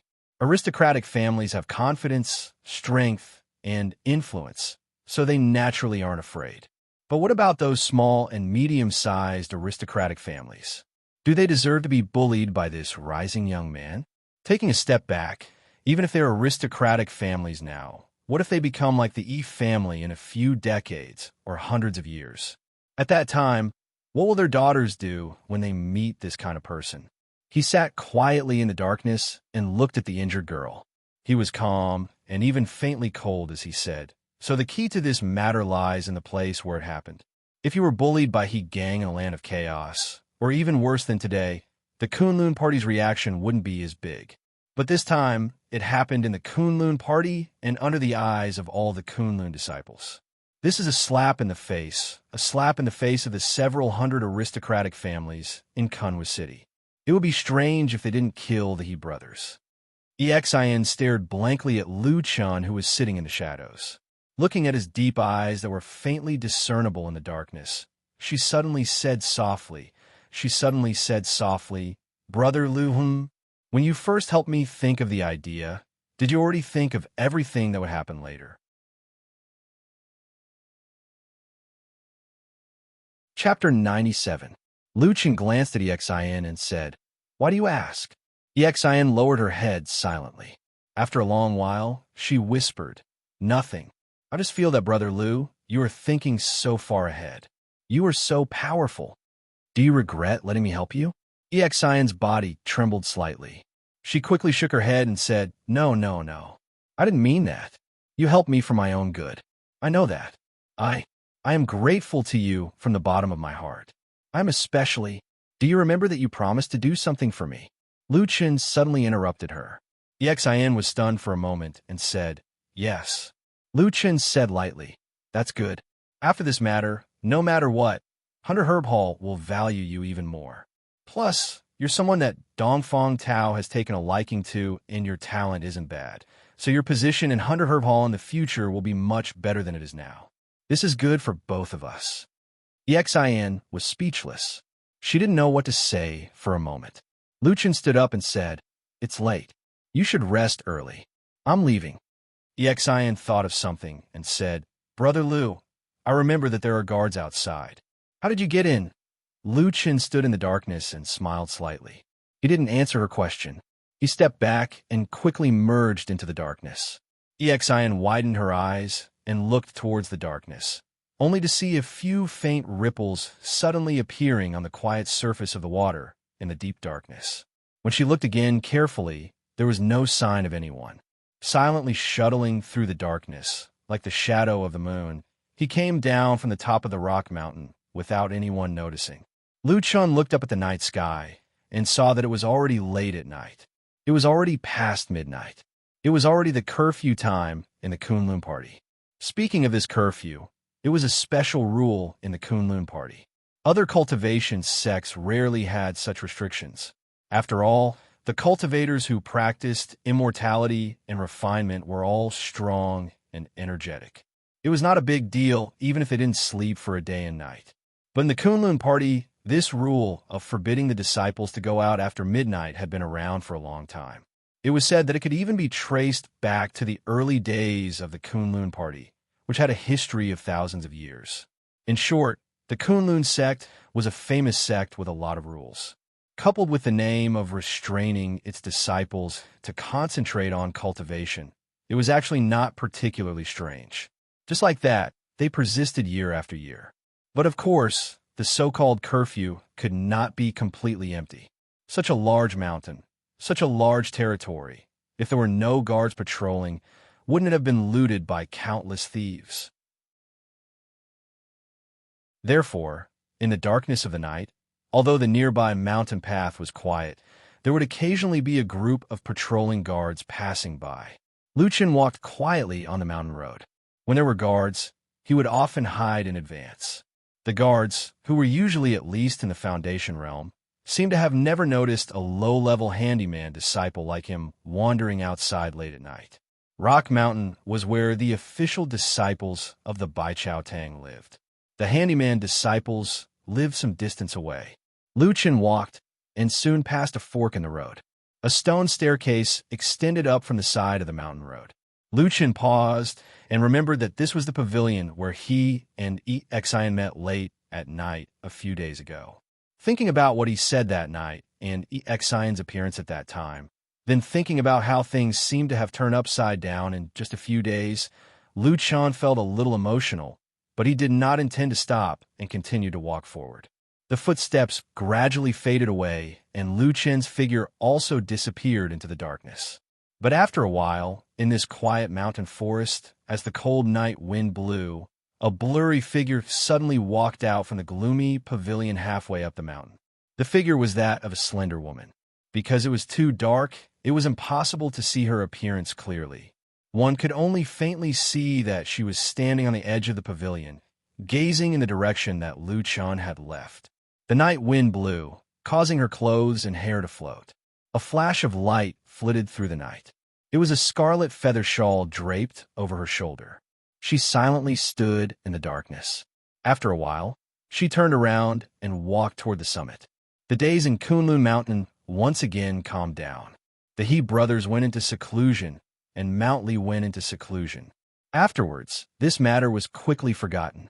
Everyone once again began to live the same leisurely days as before, cultivating, refining, and competing to become immortals. In the spiritual fields at the base of Rockpan Mountain, the various kinds of spiritual plants had also reached the point of maturity. Bai Chao Tang sent people down to take the harvest with great familiarity. Then, according to the rules, the surplus harvested spiritual plants were given to the odd job disciples. Afterwards, they exchanged them on the spot. Basically, everyone exchanged them for spirit stones. The number of spirit stones varied, but this was the first time that most of the odd job disciples had extra money on hand. Thus, before they began planting the next batch of spiritual fields, they had half a month of comfortable days to pass. Many people were already calculating what kind of miraculous medicine they should exchange for to assist in their cultivation, or perhaps they should inquire about whether the sect had better cultivation methods they could purchase. Lucien's harvest was also not bad. He had obtained 30 spirit stones, which was considered a lot among the odd job disciples. However, before the spirit stones had warmed up in his bosom, an uninvited guest came to find him. "Treat, Brother Liu." When Xian found Lucien, she was smiling so happily that even her eyes seemed to be squinting. Although on the night when she was injured, Xian still seemed to be a little uneasy, but as her injuries improved, she still secretly looked at Lucien in a new light. She secretly regarded him as her most trustworthy friend, often sneaking over to talk to him. On this day, after receiving the spirit stones, Xian came to his door to ask for some money. Lucien unhappily rolled his eyes at this smiling young girl. "Your family is obviously rich. Why do you always think of a pauper like me?" Xian smiled. "That's not the same. It's especially delicious to eat your treat." Lucien said, "You've learned bad things." Xian pulled him away and said, "That's because I learned bad things from you. Less nonsense. Let's go. Besides, I haven't seen Atsu for a long time. You always said it wasn't good to go up the mountain, so you left it in Kunwa City. It's so pitiful." Lucien couldn't dissuade her, so he had no choice but to follow her. However, he hadn't gone down the mountain for quite some time, so he also wanted to find some free time to go to Old Ma's place to take a look. The two of them walked all the way to the southern mountain gate of the Kunlun party. Just as they were about to pass under the majestic memorial archway of the mountain gate and leave the mountain, they suddenly saw a sudden commotion coming from below. The Kunlun disciples walking in front of them suddenly made way for a path. Soon after, a group of people walked over. Lu Chun and Exian didn't know what was going on. They were a bit puzzled, but they still followed the crowd and stood to the side. Before long, that group of people walked past them. The leader was an old man with white hair and a youthful complexion. He looked like an immortal, and his aura was truly extraordinary. He seemed to be an expert who had achieved the Tao. Walking next to this imposing old man was a little girl. She looked about 10 years old, had an ethereal temperament, and was extremely beautiful. Moreover, the most amazing thing about her was that despite her young age, she seemed to have a kind of cold and holy aura. She was like a white lotus on a snowy peak, making people not dare to approach her. Lu Chun, who was standing to the side, suddenly frowned. His gaze fell on the girl's face, and he discovered that he had seen this incomparably holy girl before. Chapter 98. Perhaps she sensed something. The girl, who had been expressionless and cold all along the way, suddenly glanced at the side of the road when she walked past Lu Chun. Lu Chun happened to be looking at her as well. Their gazes met in midair. After a brief collision, they parted as if nothing had happened. The young lady, with a peerlessly beautiful appearance, aloof, and outstanding temperament, went all the way up the mountain. It was only then that the numerous Kunlun disciples at the mountain gate heaved a sigh of relief. They whispered to each other, but it seemed that no one knew the young lady's identity. However, many people recognized the old man who walked at the front. He was the powerful Jin Dan, Friar Zhuoxian of their sect. His identity and status weren't simple. He was the junior brother of the current sect master of Kunlun, Reverend Idlemonth. At the same time, he was also the second disciple of Hakushin Jinkuan, who cultivated in closed-door cultivation on the Winter Peak, one of the 4 wondrous peaks in the sky and clouds. The little girl, who was personally brought up the mountain by a person with strength and background that couldn't be underestimated, naturally attracted a lot of people's attention. Soon, some people guessed that she might be the new disciple that Master Zhuoxian had just accepted. That was the good fortune that the little girl had accumulated over several lifetimes.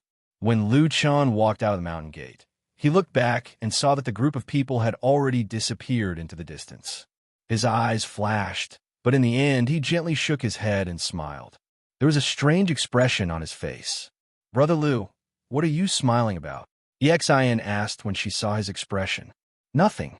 Lu Chun answered perfunctorily and said with a smile, "Let's go. We'll go to Kunwa City and see if that stupid dog has starved to death." Exian agreed with a smile. Soon after, she suddenly glared at Lu Chun and said with a somewhat suspicious attitude, "Brother Lu, could it be that you entrusted the wrong person to make Atsu starve? Even if I starve to death, I won't be able to reach it." In the deserted Black Hill Pavilion, the fatty old Ma angrily complained to Lu Chun. "I say, Lu Chun, where did you find such a vicious dog? He's too hateful." "Atsu is not a vicious dog." Exian's voice came from the side. At this moment, she was squatting on the ground with a smile on her face. She threw a few words here and then turned away. The shiny black dog Atsu was jumping around her happily, wagging its tail and rubbing its head against Exian's body. From time to time, it happily stuck out its tongue to lick Exian's face and hands, making Exian giggle nonstop. "What's wrong? You look a little haggard," Lu Chun said to old Ma with a smile. "Nonsense, you have such a dog at home. How could it make people happy?" Old Ma said angrily. "What's wrong with Atsu?" "I remember that this dog is very stupid, but it seems to be quite honest." Old Ma snorted and said, "I've never seen such a greedy dog. It seems to think about eating all day long. Other dogs need to eat for 3 days, but it can finish in 1 day. And no matter if it's raw or cooked, no matter where I hide, this dog always seems to be able to dig 3 feet into the ground and find me. In the end, I became so angry that I stopped buying food, and it actually began to steal the spirit herbs on my counter." Lu Chun was also a little surprised when he heard this. He said, "How can this be? I didn't notice it before." As he said this, he waved to Atsu and called out, "Atsu, come here." The black dog immediately jumped over happily. Its movements were vigorous, although its hind legs were still limping. Lu Chun squatted down and touched Atsu's head. He looked at it again and found that Atsu seemed to have grown a lot this time, and its fur was bright and smooth. It seemed that it really ate well. He looked up at Old Ma and smiled. Then, Old Ma glared at him. "You took good care of it," Lu Chun said to Old Ma seriously. "I think you are very suitable to raise a dog." "Raise your head." Old Ma waved his hand and said, "Take it away quickly, or I will kill it sooner or later." Lu Chun smiled and wanted to say something, but Xin next to him came over and said with a smile, "Brother Lu, let's take Atsu back to the mountain." "Ah, that's good." Before Lu Chun could speak, Old Ma had already come over and agreed with a smile, not giving Lu Chun a chance to refuse. Lu Chun pushed the fat man away and said to Xin, "I'm still a handyman disciple. It is not convenient for me to take it up the mountain." Xin waved her hand and said with a smile, "It's okay. I can take Atsu up the mountain. I can raise it." Lu Chun shook his head and said with a smile, "You really do like this stupid dog a lot, huh?"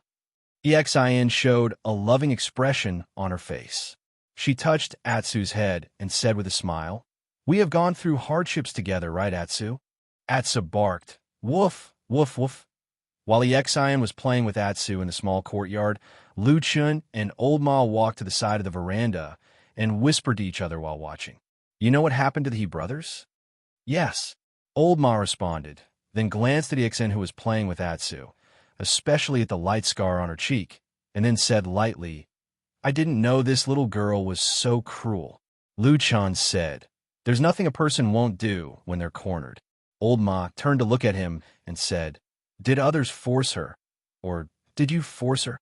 Lu Chun said, "If I force her, do you think she will still follow me?" "That's true." Old Ma admitted this point, then said, "Now that He Gang has been expelled from the sect, he didn't speak up for his only brother." Lu Chun said, "He has too many troubles." Many influential families in Kunwa City have a lot of hidden forces in the Kunlun party. Now, everyone hates him. If he's smart, he'll hide from this storm and come out after at least a year of closed-door meditation. Old Ma smiled and nodded. Just as he was about to say something, he suddenly heard Lu Chun say, "By the way, He Gang should still be hiding in Kunwa City, but he's hidden under the arrangement of his big brother. Go find that guy's whereabouts and residence, then tell me." Old Ma was startled and said, "Do you have a grudge against the gang?" "No." Old Ma hesitated for a moment, then glanced at Xin on the other side and said softly, "Little Lu, don't tell me. You want to help her vent her anger?"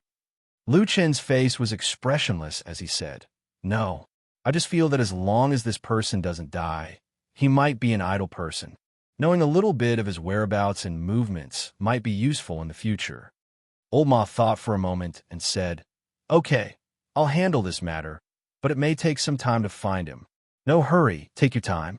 Old Ma suddenly smiled and looked at Lu Chun, saying, "What value does that trashy gang have? Are you aiming at he?" Lu Chun sighed and said, "That damn Baldy is used to being a hands-off shopkeeper. He just told me to look for him, then ran to the Immortals city thousands of miles away. In this huge Kunlun party with countless disciples, it's really like looking for a needle in a haystack. But finally, I thought of something." Old Ma's eyes lit up and he said, "What is it?"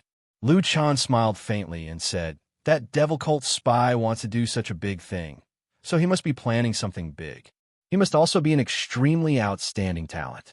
Of course, such a person is also outstanding in the Kunlun sect. Therefore, the direction that I'm looking for may be those elite figures. He should also be considered a powerful figure."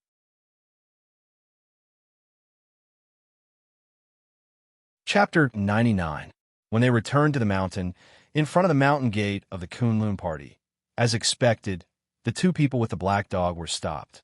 However, as a handyman disciple, Lu Chun couldn't say anything, while Xin just hugged Atsu tightly, and then silently looked at the few guarding disciples of the Kunlun party who stopped them. After a pleading look appeared on her face, the guarding disciples looked at each other and then quickly let them go. The Kunlun party generally does not allow these cats and dogs to go up the mountain. Usually, those who do so will be stopped by the guarding disciples at the mountain gate. While walking on a mountain road of Kunlun, Xin said to Lu Chun with a little pride, "But I specifically checked the sect rules. This matter is too small, so small that our ancestors did not include this matter in the sect rules at all. And Kunlun Mountain is so big. Although there are no monsters, there are all kinds of mountain cats and small beasts in the mountains at the edge. How can they really be banned?" Lu Chun smiled and said, "Smart." Xin stuck out her tongue and smiled. Then she leaned over and patted the head of Atsu, who was following her, and sighed. "In fact, those senior brothers know about me, and they feel sorry for me. This is also good, being able to let Atsu go up the mountain with me. At least my suffering was not in vain." Lu Chun laughed. After walking for a while, the two were about to separate. Unexpectedly, at this time, Atsu habitually followed Lu Chun, which made Xin so angry that she hugged Atsu, the heartless black dog, and tried to persuade it to go with her, who knew that the stupid dog Atsu was not grateful, and it was determined to follow Lu Chun. In the end, the helpless Xin could only wave goodbye to them with a sad face. Fortunately, now that they were living in the mountain of Kunlun, they could visit Atsu at any time. After Xin walked far away, Lu Chun walked back to his residence with Atsu. At the same time, he looked at Atsu, who was running back and forth excitedly because it came to a new place, and he was a little confused. Why did this lame black dog insist on following him? In a land of chaos, perhaps it could be explained by instinct, but after such a long time, including staying at Old Ma's place, this black dog was still so close to him. It seemed that something was not quite right. But after thinking about it, Lu Chun still could not figure out the reason. So, in the end, he laughed at himself and thought that perhaps birds of a feather flock together. The handyman disciples were the most numerous people in the huge population of the Kunlun party, but they had the lowest status. Lu Chun was one of the handyman disciples, so it was impossible for him to live on Rockbend Mountain like an official disciple like Xin, let alone an elite disciple like he, who could have his own cave. The place where he lived was in a remote valley some distance away from Rockband Valley. There were many terraced houses built here for the handyman disciples to live in. The house that belonged to Lu Chun was an inconspicuous one. It was not big, with a front door and a back window, gray walls and black tiles, and it looked a little depressing. After unlocking the door and pushing it open, Lu Chun habitually paused at the door for a moment, while Atsu, who was at his feet, curiously poked its head out from behind him and looked into the door. After a while, Lu Chun walked in and saw a simple table, chair, and a bed in the room. Other than that, there was almost no other furniture. Woof woof. Atsu barked twice, then jumped onto the bed. He lay there and grinned at Lu Chun, as if he couldn't stop smiling. "Stupid dog." Lu Chun looked at Atsu with a look of disgust. He walked over and patted its butt, driving Atsu away, and said, "You are so dirty. Can't you let me sleep?" Woof woof. Atsu shook its head and wagged its tail, then sniffed here and there in the room. After a while, it ran to the door and lay on the ground. The next day, Xin came looking for Atsu. At the same time, she brought a lot of food that Atsu liked to eat. The black dog was so happy that it jumped up and down. Woof woof. After feeding Atsu, Xin asked Lu Chun what did Atsu eat yesterday. Lu Chun confidently said that there were so many forests around, and he drove Atsu into the forest to find its own food, and it would come back when it was full. Xin was stunned for a long time, and she almost cried while hugging Atsu. She hated that Atsu had no conscience. It only wagged its tail and was affectionate with Xin, but once Xin wanted to take it away, Atsu would resist. After trying a few times, Xin finally gave up helplessly. She secretly decided to come here a few more times in the future and take good care of this poor little dog that had no parents. Lu Chun directly ignored Xion's kindness. Atsu, on the other hand, would desperately suck up to them when there was food and ignore them when they were full. They had no moral integrity to speak of. Days passed by, and in the blink of an eye, it was time for the second batch of spirit herbs to be planted. Lu Chun continued to live between the house and the spirit field. But the difference was that he often had a black dog by his side, which was always happy and active. Of course, the disciples of the same sect were a little surprised that Lu Chun suddenly had a dog by his side, but it was not a big deal, so no one bothered. Atsu followed Lu Chun all day long. When Lu Chun was working in the spirit herb field, it would wander around the Stone Pan Valley. Sometimes it would run into the forest, and sometimes it would lie on the field and sleep. In this immortal sect that mortals yearned for, at least Atsu's life was very comfortable. After eating, it would sleep. After waking up, it would play. When it was tired, it would sleep and eat again. Even immortals could not compare to this happy life. After a period of time, one day at noon, Atsu left the Stone Pan Valley and ran into a forest at the edge of the Stone Pan Valley. During this period of time, it had been running around everywhere, and it had almost explored the surrounding terrain of the Stone Pan Valley. It had also left many urine traces in many places. The forest in front of them was located in the north of the Stone Pan Valley, and it was the last territory that it had not explored yet. Atsu stepped into the forest confidently, and, as usual, patrolled the spiritual land and sniffed everywhere. The forest was very quiet. Occasionally, there was the sound of birds chirping, but no one knew where it came from in the dense branches. Sunlight shone through the gaps between the branches and leaves, illuminating the flat path in the forest. Atsu sniffed the ground all the way. Sometimes it trotted, sometimes it walked slowly. Before it knew it, it had already walked a long distance. Suddenly, in a dark corner of the forest, a blurry shadow flashed past the dense foliage behind the trees. Atsu's ears suddenly pricked up, and it stopped suddenly. Then, it suddenly turned around and let out a low growl. Its eyes revealed a hint of fierceness. However, there was nothing behind it, only an empty forest. Atsu stared at the empty forest for a while and gradually relaxed. There seemed to be some doubts in its eyes, but it still turned around and continued forward. After a few steps, a sound suddenly came from its side, as if someone had suddenly stepped on the forest ground and broken a dead branch. When the crack sound came, Atsu suddenly jumped up and bared its teeth in that direction, revealing its sharp fangs. In that direction, behind a thicket, there was a sudden movement of branches and leaves. Then, from behind the branches, a figure slowly appeared. An abnormally beautiful but somewhat cold little girl's face appeared behind the bushes. She looked at the black dog not far away with a strange look in her eyes.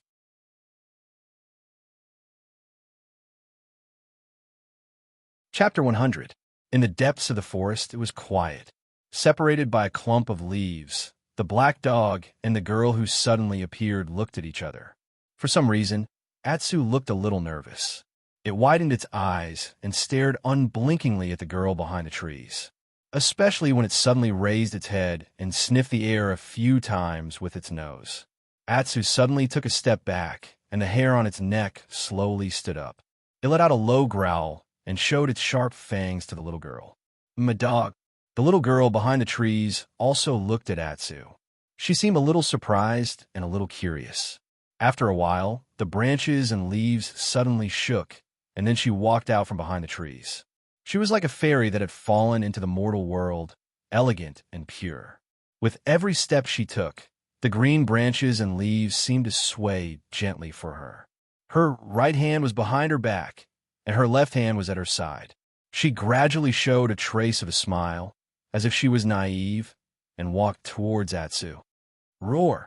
The growl in Atsu's throat suddenly became louder, as if it was full of wariness and hostility towards this beautiful girl. Huh? The girl seemed a little surprised. She stopped walking, but the way she looked at Atsu seemed to be a little more interested.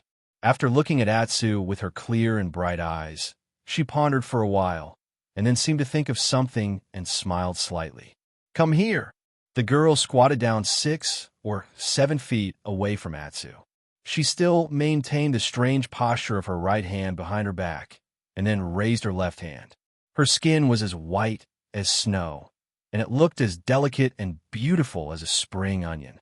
She waved at Atsu and deliberately lowered her voice, as if she was whispering to it. There was a trace of inexplicable strangeness in her voice, and she said, "Little dog, come here." Atsu stood there motionlessly, his eyes fixed on the strangely beautiful little girl, as if he didn't hear her greeting. The atmosphere in the forest was silent and a little stiff, but the girl didn't seem to care. She narrowed her eyes slightly, but her gaze seemed to be getting brighter and brighter. She looked at Atsu and smiled. Then, she stretched out her white and tender fingers and said to Atsu, "Little dog, are you feeling very hungry? Do you feel like you can't eat your fill?" Atsu stared at her and made a muffled sound. He sounded angry and confused at the same time. The young girl smiled and squatted on the ground.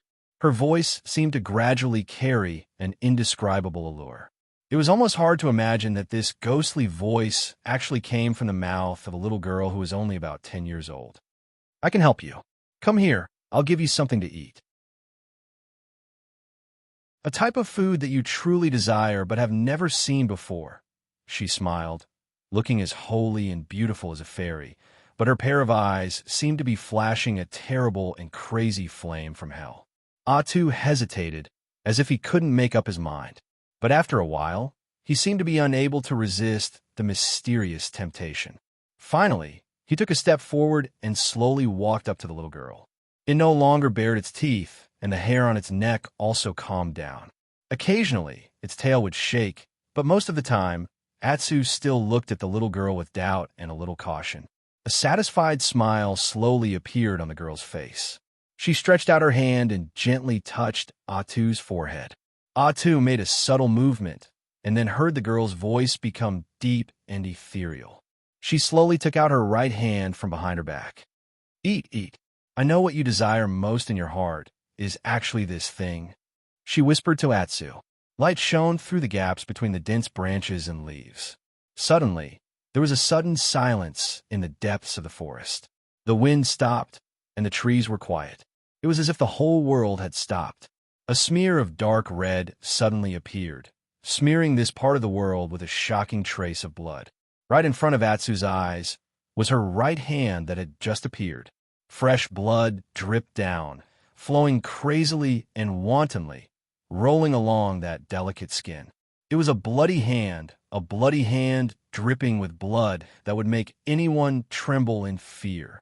The strong smell of blood instantly surged through the depths of the forest like a tide. "Brother Lu." A clear call came from the ridge of the field. Lu Chen looked up and saw Xian standing there and waving at him with a smile. Lu Chen threw away the tools in his hand, clapped his hands to shake off the soil, and then walked over. He sat down on the edge of the field and said with a smile, "Why are you here?" Xian smiled and said, "I have nothing to do today, so I came over to have a look." Lu Chen curled his lips and sighed. "There's such a big gap between people. I, an errand disciple, work myself half to death at the foot of the mountain all day and still don't earn much. You, on the other hand, earn a lot of money every few days. It's just that the divine disc in your stomach has a few more pillars than mine." Xian was originally squatting beside him. Hearing this, her cheeks turned red. She hit Lu Chen and said, "You're talking nonsense again." Lu Chen laughed. Xian looked around and asked, "Hey, where's Atsu? Doesn't it usually follow you here?" Lu Chen also looked around. Although he didn't see Atsu, he calmly said to Xian, "That stupid dog can't stay still. It likes to run around, and it likes to hide in the forest. It probably ran into some forest again." "I see." Xian looked a little disappointed, but soon a trace of worry appeared on her face. She said to Lu Chen, "Brother Lu, Atsu just came here not long ago. This place is big, and there are forests and ravines everywhere. Will Atsu get lost?" Lu Chen waved his hand indifferently and said, "It's okay. You don't have to worry." Xian looked at Lu Chen helplessly. She didn't know why this brother Lu was so confident. Anyway, if it was her, she wouldn't be able to do it. But now that they couldn't find Atsu, she had no choice but to suppress the trace of worry in her heart and said to Lu Chen, Brother Lu, have you thought about what you want me to do? Lu Chun looked at the mountains in the distance. Without turning his head, he casually replied, "What is it?" EXIN said, "Didn't you say last time that if you help me come up with an idea, I will promise to do one thing for you?" "Oh, that thing." Lu Chun seemed to have come to a realization. He turned to look at EXIN with a relaxed expression and said with a smile, "Why? Are you in a hurry?" EXIN shook her head and said, "Of course I'm not in a hurry. But that thing, you really helped me a lot. I want to repay Brother Lu." Lu Chun said, "I haven't thought about it yet. Let's talk about it when I think about it." "Okay then." EXIN seemed to feel a little sore in her legs after squatting for a long time. She directly landed on the ridge of the field beside Lu Chun. Lu Chun looked at her and said, "Aren't you afraid of the soil?" EXIN pursed her lips and said, "I'm not afraid. Back in the disorienting lands, I even rolled in the soil and water. Especially those insects, drugs, it's much dirtier than here." Lu Chun laughed. EXIN glared at him and waited until he stopped laughing. She said to Lu Chun, "But I recently heard that Bai Chao Tang will be recruiting some people to do spiritual power cultivation. If they do well, they may not only get some opportunities, but they may also be able to leave this spiritual field at the foot of the mountain. I wonder if you're interested?" Lu Chun raised his eyebrows and looked at EXIN with a trace of surprise. "You actually knew about this in advance?" EXIN looked around. Seeing that there was no one nearby, she smiled slightly proudly and said to Lu Chun in a low voice, "Although our family has been average these years, there are always some brothers and uncles who have joined the Kunlun party. One of them is in Bai Chao Tang and has become a follower of Immortal Qindang. So, are you interested?" EXIN giggled as she looked at Lu Chun and said, "Those who do things like cultivating spiritual energy are either seniors, elders, or young and powerful geniuses in our sect. If they are fated, they will have great fortune in the future." Lu Chun looked at her for a moment and suddenly laughed. He nodded and said, "Yes, of course I'm interested. That promise." He pointed at EXIN and nodded. "Help me with this." "Okay." EXIN nodded with a smile. Deep in the woods, the bloody hand flitted across Atu's eyes slowly. The scarlet and terrifying color of blood was like a sharp knife, causing its pupils to contract uncontrollably. The extraordinarily beautiful girl was gently stroking the fur of Atsu's back with her delicate, snow-white left hand. Her right hand was dripping with blood, filling the air with a strong, pungent smell of blood. This strange scene was concentrated on her, making her look like a holy fairy, but also like a ferocious evil spirit. "Eat!" Her deep and melodious voice reverberated through the forest. "You have the bloodline of the heavenly wolf. You were born to be different. How can ordinary food satisfy your appetite? Only blood that contains spiritual power, is what you desire the most. Come eat." She slowly put her hand to the mouth of Atsu, with a strange smile on her face. She seemed to be looking forward to it, but also sympathizing with it. Perhaps there was also a little desire. "Come taste this blood. As long as you have tasted it, one day, the blood in your body will awaken." Atsu's breathing slowly became louder. Its eyes seemed to be struggling in pain. It wanted to leave several times, but every time its eyes fell on the bloody hand again. After a while, Atsu's head slowly moved closer. It stuck out its tongue and gently licked the petite but demon-like bloody hand. The blood dispersed and melted into its mouth. The light in the woods quietly dimmed. Unknowingly, it was already dusk.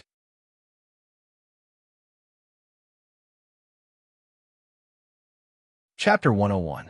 At dusk, when the sky was about to turn dark, the sunset glow was still hanging in the western sky, like a burning flame, radiating an unusually beautiful and brilliant afterglow. Stone Pan Valley was already a little dark, and most of the odd-job disciples had already left. Lu Chun and EXIN were still sitting on the edge of the field, looking at the deserted surroundings, but only the two of them were left. A long time had passed, and the sky was about to turn dark, but Atsu still hadn't come back. EXIN was a little anxious, constantly looking around, and at the same time, glancing at Lu Chun from time to time.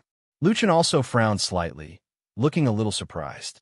They waited like this for a while, watching the sky get darker and darker, and the last ray of the sun was about to disappear. The vast stone pan valley was about to be shrouded in darkness. Exian finally couldn't help but stand up, and said to Lu Chun, "Brother Lu, let's go find Atsu." Lu Chun frowned. "This valley is too big, and we don't know where that stupid dog went. Plus, it's dark, we can't find it." Suddenly, Exian's eyes lit up, and she said, "Could it be that Atsu ran back home by itself?" Lu Chun thought for a moment, and said, "It shouldn't be these days. It has been with me every day, and has never slipped away by itself. Oh, what should we do?" Exian was anxious, and it seemed that she was really worried. Just as she was panicking, she suddenly heard Lu Chun, who was next to her, say, "Look over there."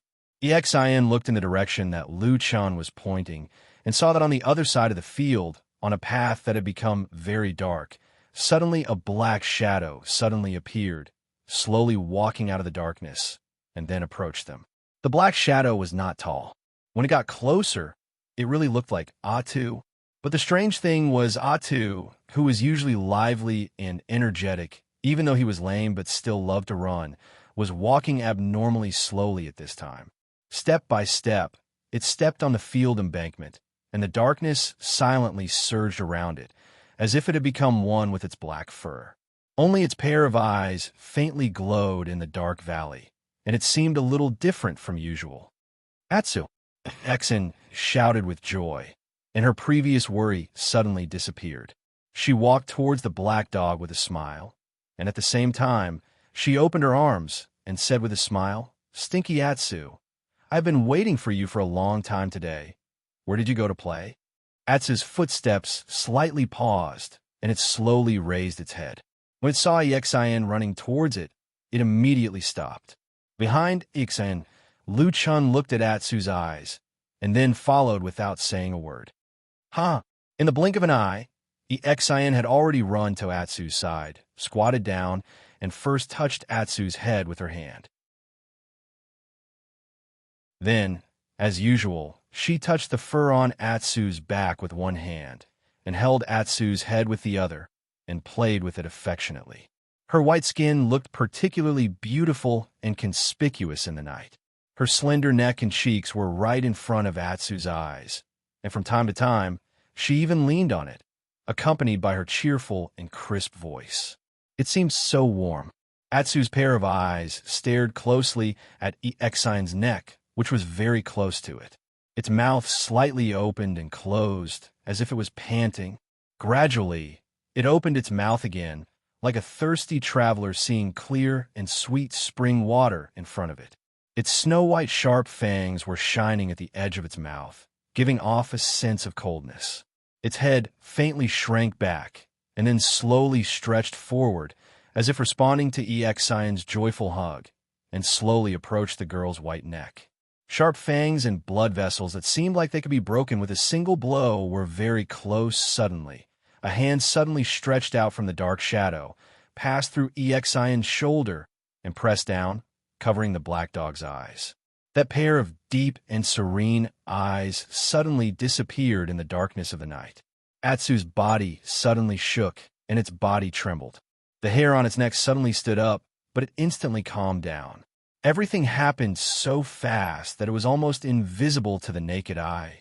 In the blink of an eye, it quieted down again, standing still in the same place, letting Lu Chen's palm cover its eyes. "You stupid dog, where did you run off to?" Lu Chen laughed and scolded Atsu. His palm was still covering Atsu's eyes, and his body was also squatting beside Atsu, looking like he was covering Atsu's head. Then he turned his head and said to Exian with a smile, "But we are finally back. It's getting late, and there will be curfew later. It seems that we won't be able to play today. Let's go back." Exian hesitated for a moment, and then said with a smile, "Okay." As she said that, she touched Atsu's soft fur again, and said with a smile, "Atsu, listen to Brother Lu. I will come play with you tomorrow, okay? But you can't just run out and come back so late again." Atsu stood still. Its eyes were still covered by Lu Chen's hand, and it remained silent. However, its mouth slightly opened and closed, and a dark light flashed past its sharp white fangs. Don't worry, I will find a rope to tie it to a tree later, and see if it can still run away. Ah, then don't. Atsu is so pitiful. Exine immediately protested. Lu Chun smiled and nodded, and said, Up to you, I won't tie it up if you say so. Hey! Exine suddenly became happy. She nodded and smiled at Lu Chun, then patted Atsu's head again, and turned to walk away. After a few steps, she suddenly seemed to think of something and looked back. She saw that on the ridge of the field, Lu Chun was still gently pressing Atsu's eyes. A man and a dog were side by side, and their posture seemed a little strange. Brother Lu, why do you always cover Atsu's eyes? Exin asked loudly. Oh, this stupid dog is not obedient. I have to teach it a lesson. I will bring it back later. Lu Chun replied with a smile. Exin replied with an oh, turned around, and continued to walk, and soon disappeared into the night. When the last remnant of the girl also disappeared, only Lu Chun and Atsu were left in the entire valley. At this time, the sky was completely dark, and darkness spread from all directions, completely swallowing their figures. In the darkness, Atsu was still standing quietly, as if it was waiting for something. After a while, it suddenly felt that its eyes were loosened, and then the palm that was covering its eyes slowly moved away. The face of the man in the darkness appeared in front of it, like a shadow in the dark night, blurry and indistinct. There was only a pair of bright but stern eyes, staring coldly into Atsu's eyes. Between heaven and earth, suddenly, there was a cold wind blowing. It was bone-chilling, as if it could freeze and solidify blood. Atsu took a step back, then slowly, gently lowered its body to the ground, like an obedient subject, bowing its head in front of a powerful king. In its mouth, there was a low whimpering sound. Lu Chun stared at Atsu for a while, suddenly stood up, turned around, and walked away. At the same time, he said lightly, It's late, let's go back. In a secluded valley, in a simple and deserted hut, Lu Chun lit a candle. The door was closed, and the window was tightly shut, so this lonely hut seemed to be isolated from the outside world, becoming a small world. Atsu was lying at Lu Chun's feet, looking a little sleepy and tired, but it didn't fall asleep. It put its head close to Lu Chun's ankle, slightly rubbing against it. Its long black tail would shake from time to time, but it was still unusually quiet. Lu Chun sat alone in silence for a long time, frowning slightly, as if he was thinking about something. After a long time, he suddenly bent down and sat directly on the ground. At the same time, he reached out and picked up Atsu and put it on his feet. An inexplicable aura seemed to be faintly exuding from his body. Atsu twisted its body uneasily, but after glancing at the expressionless Lu Chun, it quickly calmed down and quietly lay in his arms. Lu Chun's eyes swept over Atsu's body, staying for a long time on its eyes, then suddenly reached out and opened Atsu's mouth. Snow-white sharp fangs were exposed in front of him, mixed with a faint, almost imperceptible smell of blood. Lu Chun's expression changed slightly. He loosened his fingers, then pressed his palm on the fur of Atsu's body and slowly touched down. Under the fur, the black dog's muscles bulged a little, wrapped around its bones, giving it a strange sense of power. When his hand slid across Atsu's chest, Lu Chun suddenly stopped. Through the muscles and fur in the chest, there was a heart beating strongly. Strong, fast, and violent, beating far better than ordinary beasts, and far better than his usual self.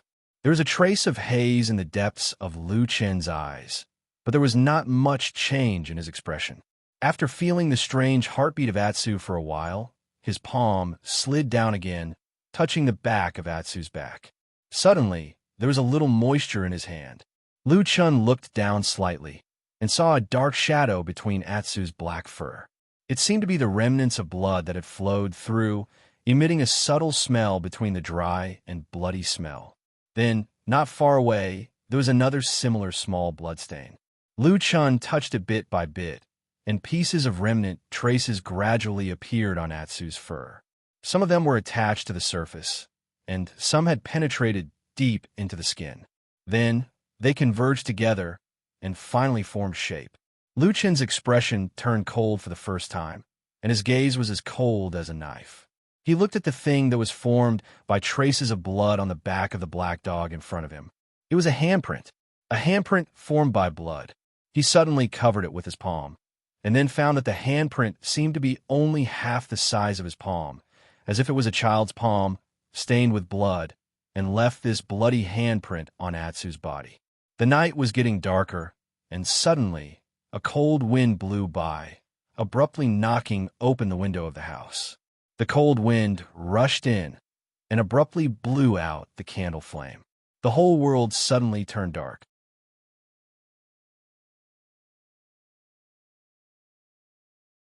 Chapter 102. In the dark, Lu Chun sat still, but Atsu suddenly stood up from the ground, stared at the window, and let out an angry roar. The cold wind blew past, and it was cold inside and outside the house. Inside the house, one couldn't even see their own fingers, and outside the house, there was a boundless black sea. Lu Chun lowered his head and saw a pair of green eyes right beside him in the darkness.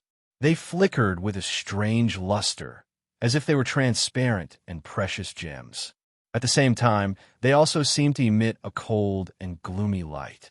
It was as if an evil spirit was silently staring at him. As if feeling his gaze, Atsu also withdrew its gaze and looked up at Lu Chun. The eyes of a man and a dog met in the air. After a while, Lu Chun reached out and gently touched Atsu's head and whispered, "It's okay." Atsu quieted down. Lu Chun stood up and walked to the window, looked outside, and then closed the window again without any expression. With a pa sound, the outside world was once again separated from here. The next day, the sun rose as usual, and the people in the mountains of Kunlun went about their own business as usual. Everyone lived according to their own path. As the lowest rung disciples of the Kunlun party, they had their own lives, and that was to work hard every day to pursue the hope of becoming immortals in the future. Even if the hope was very slim, everyone in the world worked hard for that hope. The legendary stories of the lowest rung disciples turning the tide and finally becoming saints and immortals were still passed down in the world today. After thousands of years, they still hadn't disappeared. Instead, they became more and more magnificent, inspiring generation after generation of rung disciples to dedicate their lives to this. When the sun shone on Shurpan Valley, Lu Chun also arrived with Atsu. There was no lack of people who came earlier than him, so at this moment, there were already figures working in the large spiritual fields. As for Exan, who vowed to come and play with him again yesterday, she was still nowhere to be seen. Maybe she was still sleeping in her warm bed. Compared with last night's abnormality, Atsu seemed to have completely recovered after a night's sleep. Following closely behind Lu Chun, it limped around, sniffed, and looked no different from usual. Lu Chun also acted as if nothing had happened last night. He calmly did his own things. After arriving at the spiritual field, he went down to the field and didn't pay much attention to Atsu. Of course, he didn't find a rope to tie Atsu to a tree like what he told Exan yesterday. In the beginning, Atsu was still playing around Lu Chun's spiritual field. However, after playing for a while, it became a little bored. After looking around for a while, it barked at Lu Chun twice. Lu Chun didn't look back, as if he didn't hear it. Atsu hesitated for a while, then ran away by itself. Nowadays, Atsu was very familiar with the Shurpan Valley. The crisscrossed ridges of the fields were no problem for it. Soon, it ran out of the spiritual field and came to the edge of the forest. However, as it walked, the forest appeared in front of it again. It stood silently in front of the black dog. Atsu was obviously a little hesitant. After hesitating for a while, it lay down on the ground and stood up again. After walking a few rounds, it finally slowly walked into the forest. This forest was very cold. The deeper it went, the quieter it became. Gradually, it seemed that even the sound of birds could not be heard. The forest should be full of vitality, but for some reason, it gave people a sense of coldness and desolation. Atu walked slowly, his pair of dog eyes looking around vigilantly, as if he was very careful. After walking for a while, it suddenly stopped and looked around. It found that this was the place where it met the mysterious little girl yesterday. Woof, woof, woof, Atsu barked twice. A gentle breeze blew through the forest, and the green leaves swayed gently, but no one responded. Atsu waited for a while. It seemed to be a little confused, but it also seemed to be relieved. It turned around and was ready to leave. However, at this moment, a low laugh suddenly came from the depths of the forest. The voice was clear and melodious, like a wind chime gently swaying in the breeze. The person was not there, but it was already a beautiful picture. After a moment, the voice was soft, drifting with the wind. Puppy come. Atsu widened its eyes and looked at the dense trees in the depths of the forest. After a moment of hesitation, it still walked over. A few fresh green leaves that had yet to wither strangely fell from the tree overhead. The leaves swayed slightly, and a moment later, a beautiful and immature face of a little girl appeared from behind the leaves. She looked at Atsu with interest and giggled. Her eyes flashed with a strange light, like the eyes of a snake, beautiful and dangerous. Or, because of the danger, there was a strange beauty. Atsu suddenly stopped and raised its nose to sniff the air. There was the smell of blood. It was much stronger than yesterday. You smell it? The little girl looked at Atsu and smiled. Then she stretched out her white and tender left hand and waved at it. Come here, I'll show you something. Atsu hesitated for a moment and stared at the little girl. For some reason, it did not continue to move forward. The girl seemed a little surprised. After thinking for a while, the smile on her lips seemed to be a little wider. She did not say anything more and just slowly pushed the branches and leaves in front of her. A blood-red light flashed in front of it in an instant, and the smell of blood in the air became thicker. Come here. Don't you like the smell of blood the most? The beautiful girl's soft voice seemed to be inexplicably tempting. Don't be afraid. You were born to drink blood. Come here. Come here. Atsu's body began to tremble slowly, and its eyes flickered with a strange light. But at this moment, suddenly, on the other side of the forest, someone suddenly snorted. Suddenly, a black shadow flashed, like a ghost, and swept into the back of the forest in a blink of an eye. It was Lu Chun. A cry of surprise suddenly came from the back of the forest. Atsu was also stunned on the spot, as if it was dumbfounded for a moment. And in this short span of a few breaths, there was a series of muffled sounds. No one knew what was happening behind the thicket, but after a while, there was a sudden roar, and a large tree was directly snapped in half. The entire thicket came crashing down. The incomparably strong smell of blood instantly hit them in the face, and the dark red color soared into the air. On the ground behind the forest, there was an unrecognizable beast lying on the ground. At this moment, it was already dead. What was unbearable to look at was that the corpse was covered with cuts and bruises. No one knew how many wounds it had been cut, and blood flowed everywhere. Two figures turned over from behind the forest and entangled with each other. They suddenly started fighting fiercely. It was Lu Chun and the little girl who seemed to be just over 10 years old. What made one speechless was that in this small space, both of their moves were exceptionally vicious. Strangling the throat, gouging the eyes, hammering the chest, and hitting the groin. Every move and every style were aimed at the vital parts of the body. But one by one, they were neutralized by the opponent, and then they would be greeted with even tougher and more terrifying killing moves. This kind of fighting style completely lacked the elegance and nobility of a normal cultivator displaying their supernatural powers. There was not even the slightest bit of the legendary celestial bearing. How was this the Kunlun Mountains of a famous cultivation sect?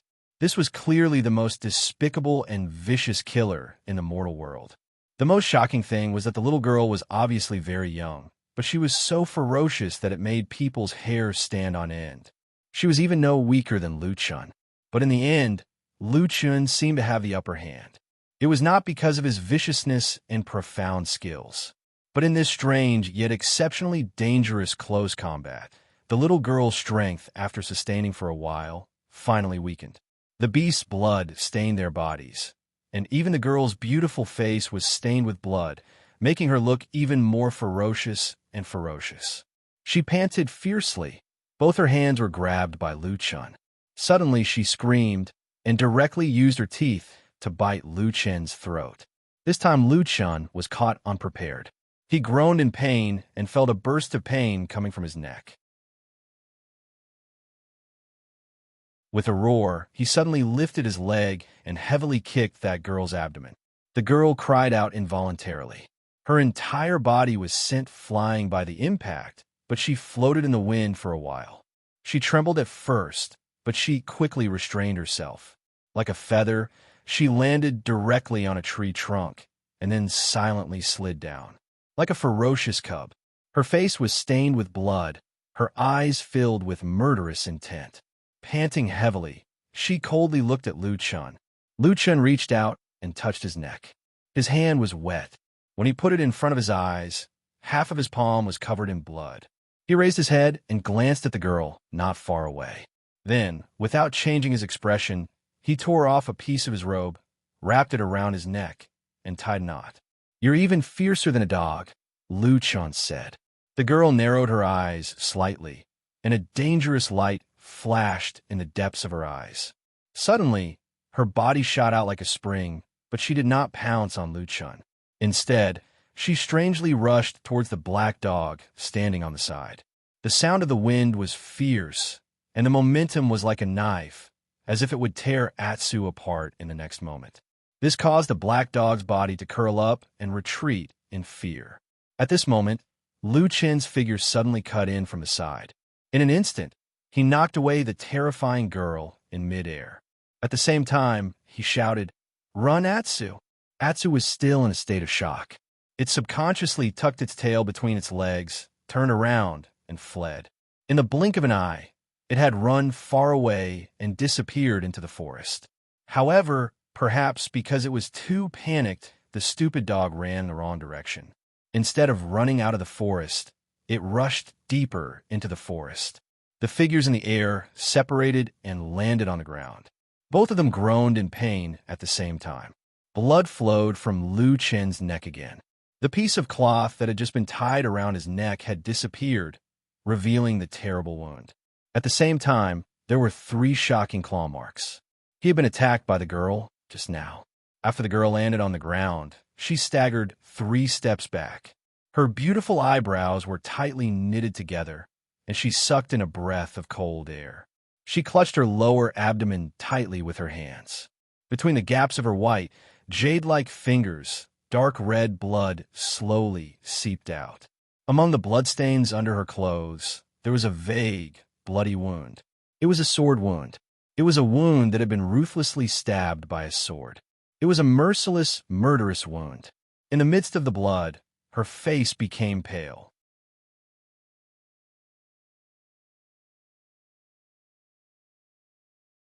Chapter 103. She raised her head to look at Lu Chun, and finally her eyes fell on Lu Chen's hand. There seemed to be an afterimage of a black dagger passing by, and then quickly disappearing, as if it had always been empty. The girl's cheeks became increasingly pale, and more blood flowed out of her lower abdomen, dyeing her fingers red. Only her eyes were still sharp and fierce, with a trace of coldness, coldly looking at Lu Chun. After a moment, she suddenly opened her mouth and said, "I'm only 10 years old, and you actually dare to do this to me?" Lu Chen's expression did not change in the slightest, and said, "I just don't want to die." "Bah!" The girl sneered. "You're a man, yet you still have so many excuses to bully me. Do you really not feel embarrassed?" Lu Chun did not answer her, and after looking at her thoughtfully for a moment, he suddenly walked towards the girl. The girl suddenly seemed a little nervous, and her body shrank back a little, and suddenly shouted, "You can't kill me." Lu Chun stood in front of her and looked at the girl whose height did not even reach his chest. For a moment, he also felt that it was unreal. No one would have thought that this girl, who was as beautiful as a fairy, would actually have such a dangerous and cruel side. The scene of seeing her at the Kunlun Mountain Gate that day flashed in his mind. Lu Chen's heart moved, and he frowned. Why? I have a great background. If you dare to touch me, you're dead. The girl fiercely threatened him. Lu Chen raised his eyebrows, as if he was a little interested, and said, "Oh, so powerful? Tell me." The girl seemed to hesitate for a moment, but glanced at Lu Chen's eyes that seemed to vaguely become a little cold, and hurriedly said, "I'm about to become Hakushin Jinkuin's third pro-disciple." Huh? This time, Lu Chen was really shocked, and he couldn't help but size up the girl again. What kind of person was Hakushin Jinkuin? In the Kunlun party, he was a peerless master who stood side by side with Lord Tianglong. Even the current leader of the Kunlun party, Immortal Idol Month, was only his eldest disciple. Everyone knew that Hakushin Jinkuin only had two disciples. One was Jinren Idol Month, and the other was Jindan Friar Zhuoxian. In the past 60 years, no one in the Kunlun party had ever heard of Hakushin Jinkuin having the thought of accepting a disciple. That was a perfected cultivator of the soul formation level, the most powerful figure in the cultivation world of the Divine Land. A 10-year-old girl actually dared to say that she wanted to become a disciple of a true monarch? Lu Chen's first reaction was that the girl was lying. But soon, he suddenly remembered a piece of news that old Ma had told him in private in Kunwa City that day. He frowned and took a step forward, almost within reach of her.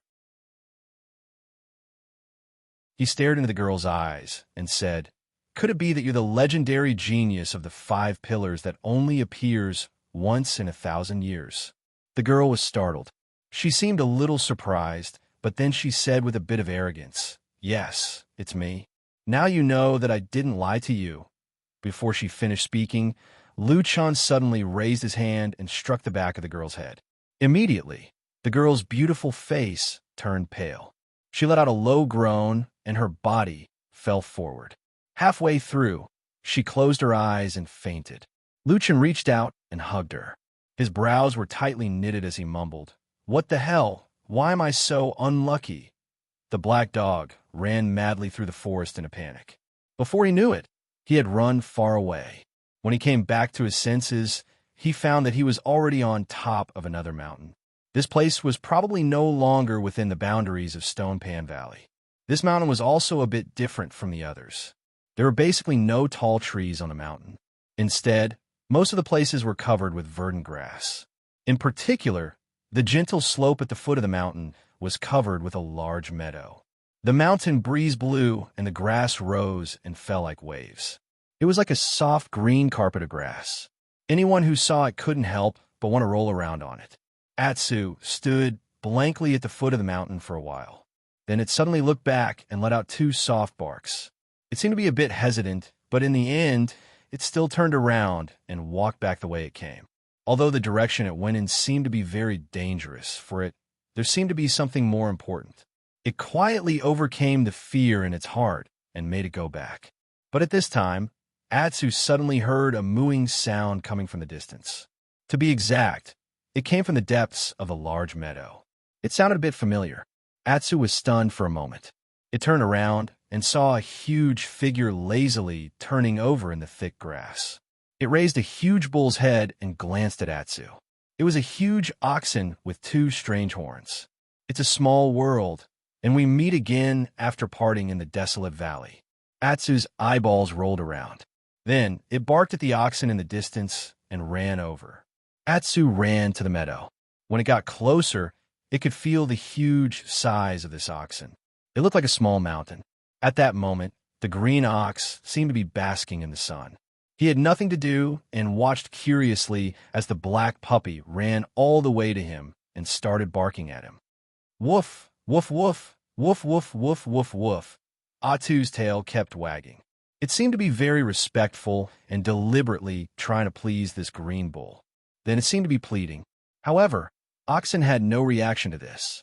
After looking at Atsu for a moment, it lost interest and let out a mooing sound.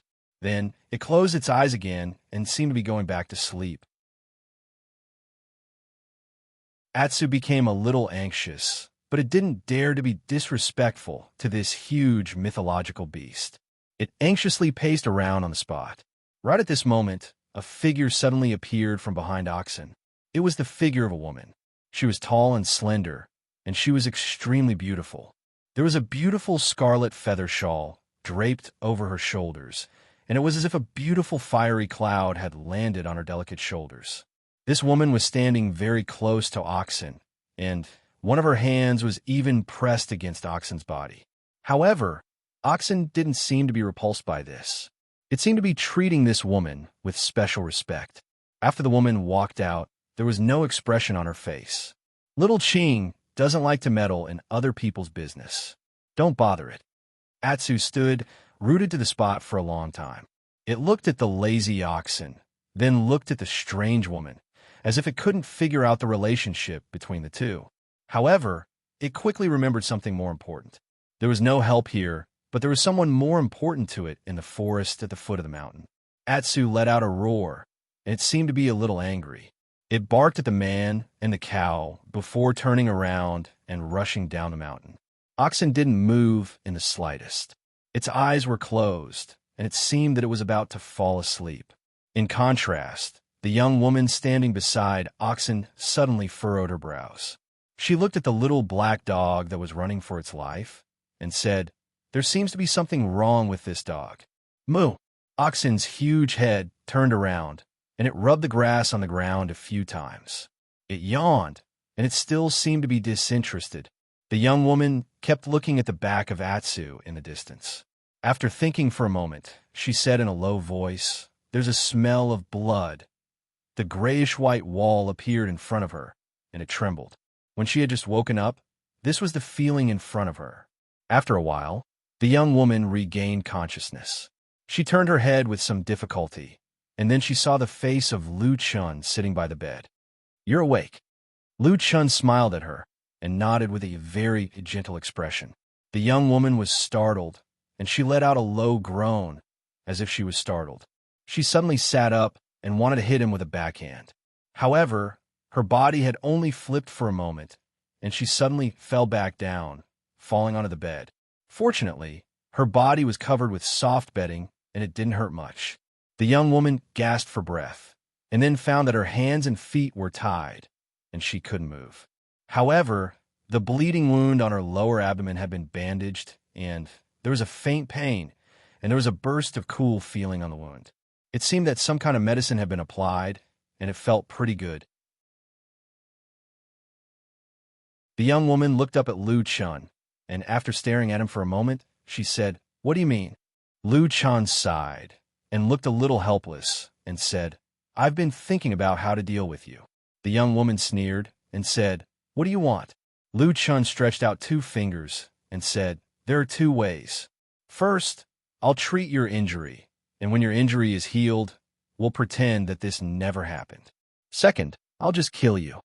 When a young woman heard the first way, her face was full of contempt, and her face was full of disdain, but when she heard the second way, she was shocked and said angrily, "How dare you? You dare to kill me?" Lu Chun said seriously, "I have no other way." The young woman became even angrier and said angrily, "What do you mean by no other way? Why do you have to kill me? I didn't provoke you. Don't tell me it's because I wanted to steal a few seed of asparagus from you in that broken shop a few days ago. I say, you look quite good, but how can you be so vicious?" Lu Chun said, "What you scolded me with just now, except for one thing, is wrong. I'm not that kind of person." The young woman stared at him, and after a moment, she sneered, "You just said that you want to kill me. But tell me, what did I say just now?" Lu Chun coughed and said, "That shop is indeed a broken shop. There's no other way. The shop owner is stupid. As for the rest, I won't admit it." "TCH." The young woman snorted, looking like she obviously didn't believe him. But after these words, the atmosphere between the two eased up a bit. After a while, the young woman thought for a moment and said, "I've already told you my identity. If you're not afraid of angering true monarch, then go ahead and harm me." Lu Chun said, "I don't want to harm you." The young woman raised her hand, looked at the rope, and sneered. "Then why are you tying me up?" Lu Chun was silent for a moment, and stared at her eyes and said, I don't want to provoke Hakushin Jinkoin, so I can let you go. But you have to tell me, at such a young age, where did you learn these killing skills?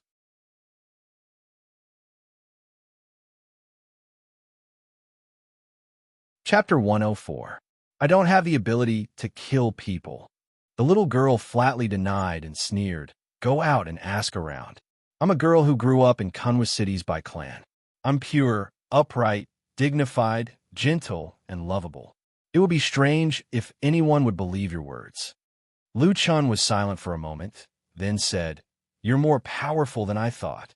After a pause, he said, By clan's member? White Lotus. The girl glanced at him and asked, What about you? Lu Chun, White Lotus, who was born with a devastatingly beautiful face at such a young age, sized up Lu Chun with her bright eyes, then looked around the room and said, You're still a part-time disciple? Lu Chun smiled and said, My aptitude isn't good. I made a fool of myself. Oof. White Lotus seemed to be a bit young after all. After hearing this compliment, a complacent expression appeared on her face. But very soon, her face suddenly darkened, and she spat and said, Pa, you can still catch me with your aptitude? You're beating around the bush to scold me. Lu Chun smiled and shook his head, not saying anything. White Lotus rolled her eyes and suddenly looked at him with interest. She said, Speaking of which, how can a part-time disciple have such messy abilities? What's your background? Lu Chun said, I used to kill pigs. I've seen blood and fought before. Later, I felt that killing pigs was boring, so I wanted to become an immortal and gain the Tao. That's why I went through untold hardships to come to the Kunlun party. Butcher. The smile on White Lotus's face suddenly froze. As Lu Chun spoke, although he looked relaxed on the surface, his mind was spinning rapidly. This girl, White Lotus, was obviously a huge trouble. If he didn't handle it carefully, it could bring about endless troubles in the future. Thinking of this, even he, who was always calm, couldn't help but complain in his heart. He thought to himself, Nowadays, even a 10-year-old girl is so scary. What will happen when she grows up? At this moment, the two of them suddenly heard a rustling sound coming from the door. White Lotus's eyes lit up, but Lu Chun stood up calmly and walked to the door to open it. A black shadow darted in with a swoosh. It was Black Dog. As soon as it came in, it intimately rubbed against Lu Chun's side and wagged its tail with all its might, looking like it was flattering Lu Chun. Lu Chun closed the door and scolded with a smile. Don't pretend to be stupid. I still remember how you abandoned me and ran away by yourself. Atsu suddenly let out a low whimper, looking a little sad. But at this moment, a sneer suddenly came from the other side of the bed. It was White Lotus who was lying there and sneered. Who's pretending? I clearly remember that you told this Black Dog to run away first. And now you're blaming the dog? Can't you have a conscience when you speak, Uncle? Uncle. Lu Chun's face darkened, but before he could retort, Atu had already turned around to look at the young girl lying on the bed. He immediately let out an angry roar as the hair on his neck stood on end. He bared his teeth and roared fiercely at Bai Lian. It looked like he was about to rush up and bite her if he didn't agree with him. Uncle. Lu Chun's expression darkened. White Lotus, however, was not afraid at all. She looked at Atsu and sneered, Stupid dog, if you bark at me again, I'll skin you.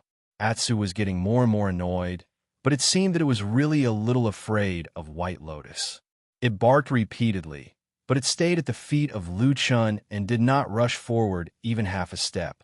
Lu Chun kicked Atsu's butt and scolded, Idiot, she's tied up by me. What are you afraid of? Atsu stared at White Lotus.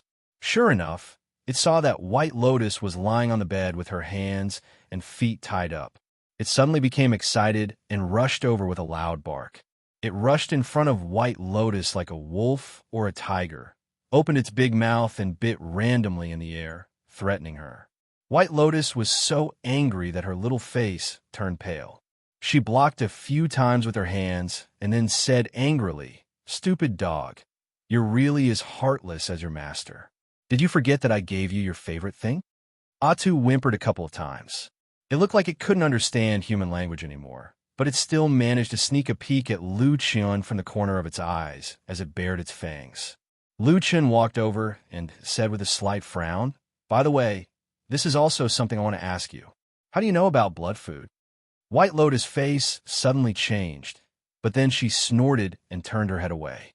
She had a look of, "I don't understand what you're talking about, and I'm too lazy to say more." Lu Qian's face darkened and said indifferently, "Blood food is a secret method passed down from generation to generation in the southern barbarians. Only the great shamans and priests can practice this method, and it has never been passed down in the Central Plains.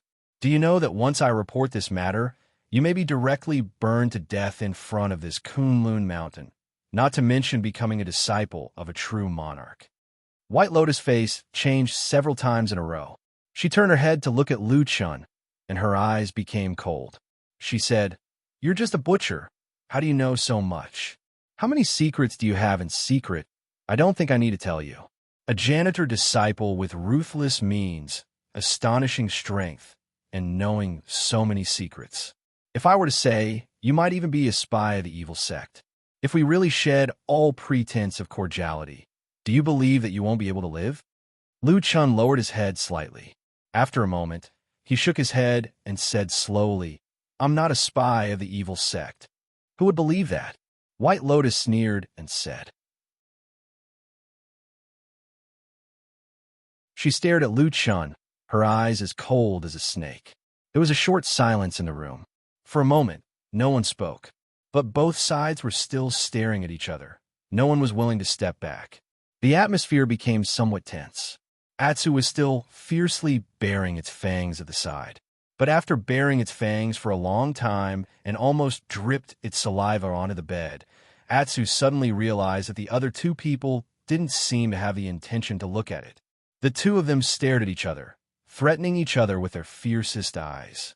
From Atsu's point of view, it seemed that these two humans were angrily competing whose eyes could stare wider and whose eyes could last longer without blinking. Atsu suddenly felt a little embarrassed. It awkwardly closed its mouth and swallowed its saliva.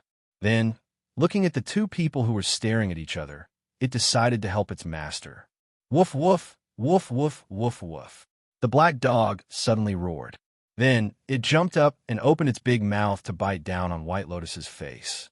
Lu Qian and White Lotus, who were confronting each other and trying to overwhelm each other's imposing manner, were startled at the same time. White Lotus cried out in alarm and subconsciously leaned to the side. But Atsu was very close to her, so how could she dodge in such a hurry? In a moment of desperation, White Lotus's complexion suddenly darkened. Her bound wrist suddenly leaned against her chest as if she had grabbed something.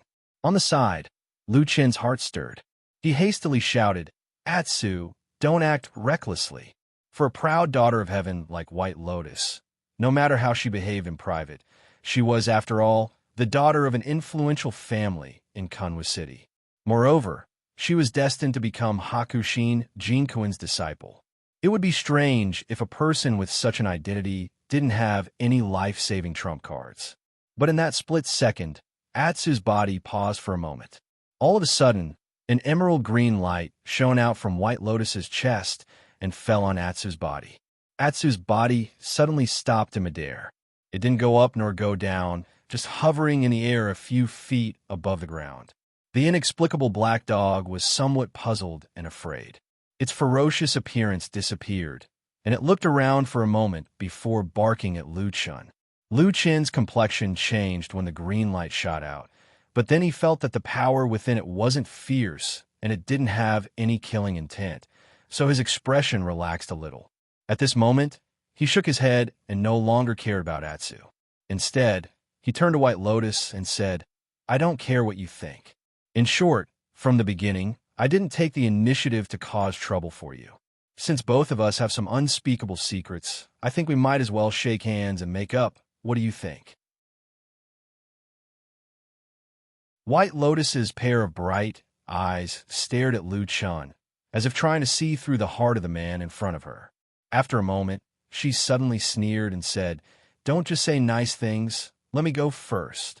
Lu Qian nodded and said, "Of course, but with your life-saving skills, This bit of rope shouldn't be able to trap you." White Lotus smiled and said, "Uncle, I can't tell. You're almost a demon." As she said that, the green light in front of her suddenly flashed, and Atsu was bounced out and fell on the ground beside the bed. Then the green light slightly sank, flashed past her hands and feet, and the ropes immediately broke. White Lotus rubbed her wrist and sat up, then looked at Lu Chun with a smile that was not a smile and said, "Then let's have a good chat now." Lu Chun looked at the green light that was still flashing incessantly in front of her chest, nodded and said, "Sure, but you put this thing away first." White Lotus snorted and said, "I'll put it away. Who knows if you will suddenly get greedy and try to harm me again." Lu Chun said, "If I want to harm you, just now, when you weren't awake, I've already done it countless times." White Lotus's cheeks turned slightly red, glared at him, and said, "Already so old, fighting with a little girl like me, and still using underhanded methods to plot against me. Don't you have any shame?" Lu Chun closed his eyes, shook his head, and pretended not to hear. After a sigh, he said, "Quickly put it away." White Lotus took a deep breath, turned her wrist, the green light flashed, and slowly retracted back in her palm. Lu Chun looked at the green light with some curiosity and said, "I have never heard of such a treasure before. It seems to be incomparably rich in wood spiritual chi. Is it some kind of wood heavenly treasure?" White Lotus didn't pay attention to him, probably because she didn't want to reveal the secret. The green light in her palm flickered, wavering nonstop. Lu Chun waited for a while, but saw that the green light didn't seem to retract much. He couldn't help but said, "Hey, do you still want to talk or not? Why did you take so long to retract this thing?" Before he finished speaking, he suddenly heard White Lotus cry out in alarm. Her face instantly turned pale, and she said involuntarily, "No, why can't I control it?" Lu Chen's heart jumped. He suddenly looked up, only to see that the green light suddenly burst out in White Lotus's palm. The light was so bright that he could even faintly hear a terrifying whistling sound, like a violent wind passing by. After a moment, a green light suddenly rushed out like a sharp sword. It directly pierced into Lu Chen's heart.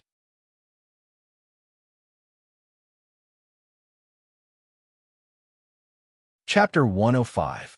Lu Chen's first reaction was that this little girl, White Lotus, was really vicious and ruthless, not forgetting to silence people at all times.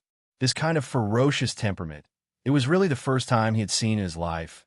Most likely, even the evil faction people could not compare to her.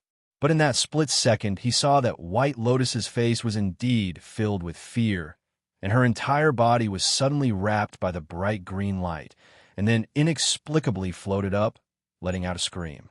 The green light that tore through the air was like an unstoppable tidal wave.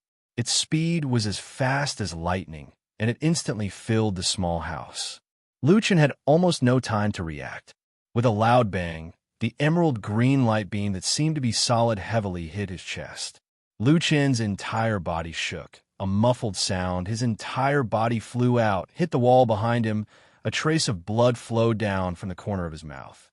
But very quickly, he seemed to feel something. His expression changed greatly, looked down at his chest. That emerald green light beam shone straight on his chest, in the depths of the light, to be exact, in his chest cavity, in his heart where blood was boiling. A gentle white light, in that intense green light, quietly emitted out, like in a vast sea of raging waves, there was a pure white flower towering majestically. But in the next moment, all the green light suddenly became 30% more intense, as if it had been stimulated by something. It expanded crazily and surged toward Lu Chen's chest from all directions. Wherever the light passed, the tables, chairs, and beds all floated up, and then were twisted and broken by a violent force. The room was in a mess, and even the surrounding walls were trembling slightly.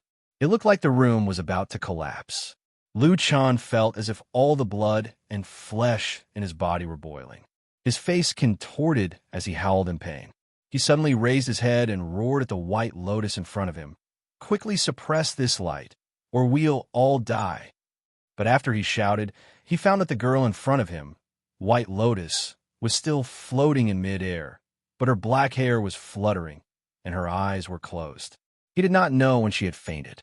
Not far from her, the black dog was also swept up by the strange green light.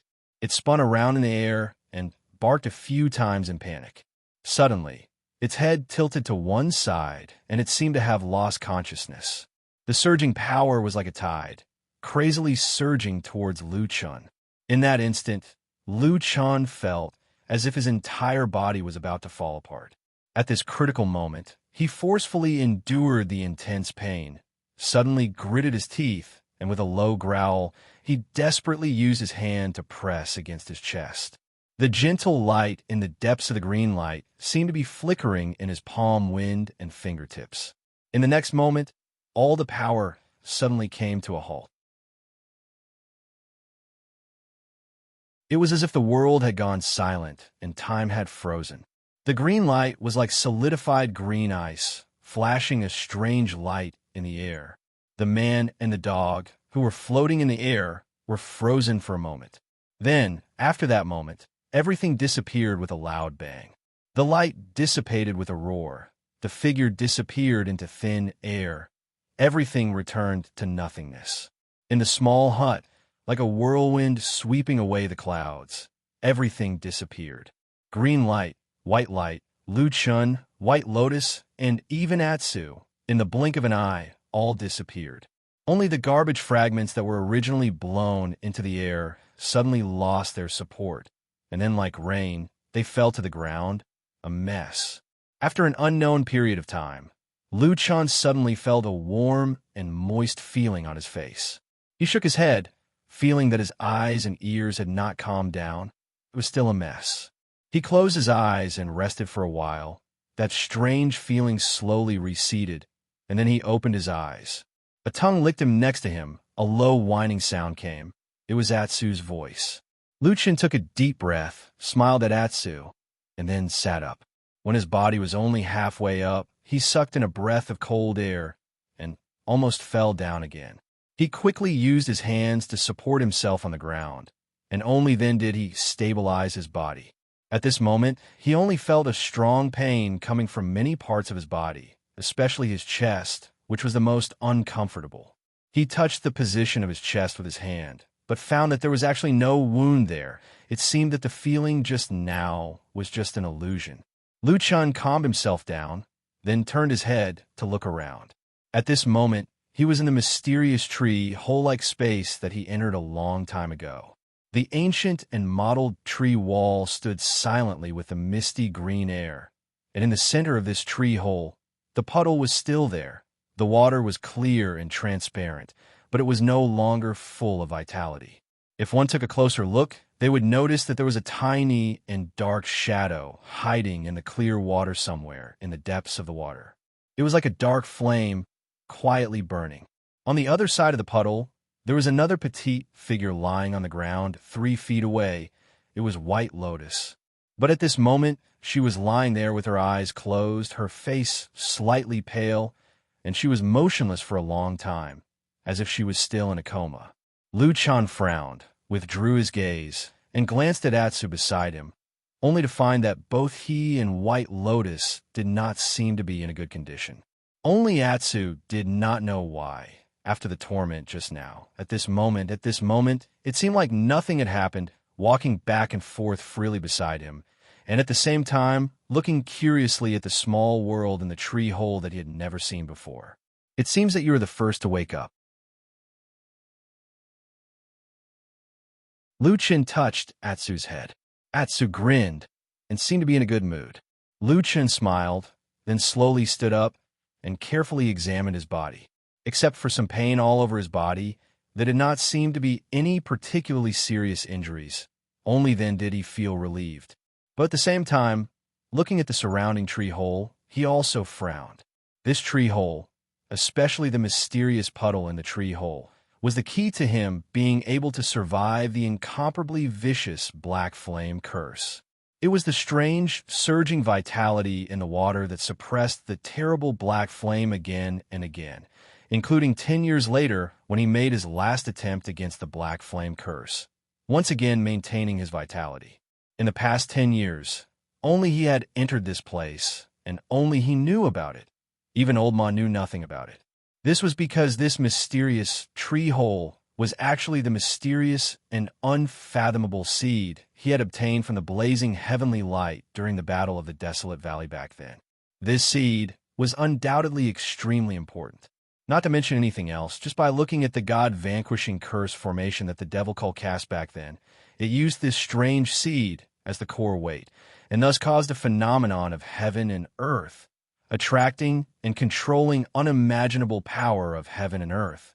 One could tell how powerful it was. At the end of the Battle of the Desolate Valley, Hei Lang had obtained it. Then, under some strange circumstances, the seed had actually silently hidden itself in his body. To be precise, it had somehow penetrated deep into his heart. It was also from then on that the seed seemed to have merged with Lu Chun, and Lu Chun soon discovered that there was another strange space in this seemingly small seed, and he could actually enter and exit this mysterious tree hole in that feeling of flesh and blood connection.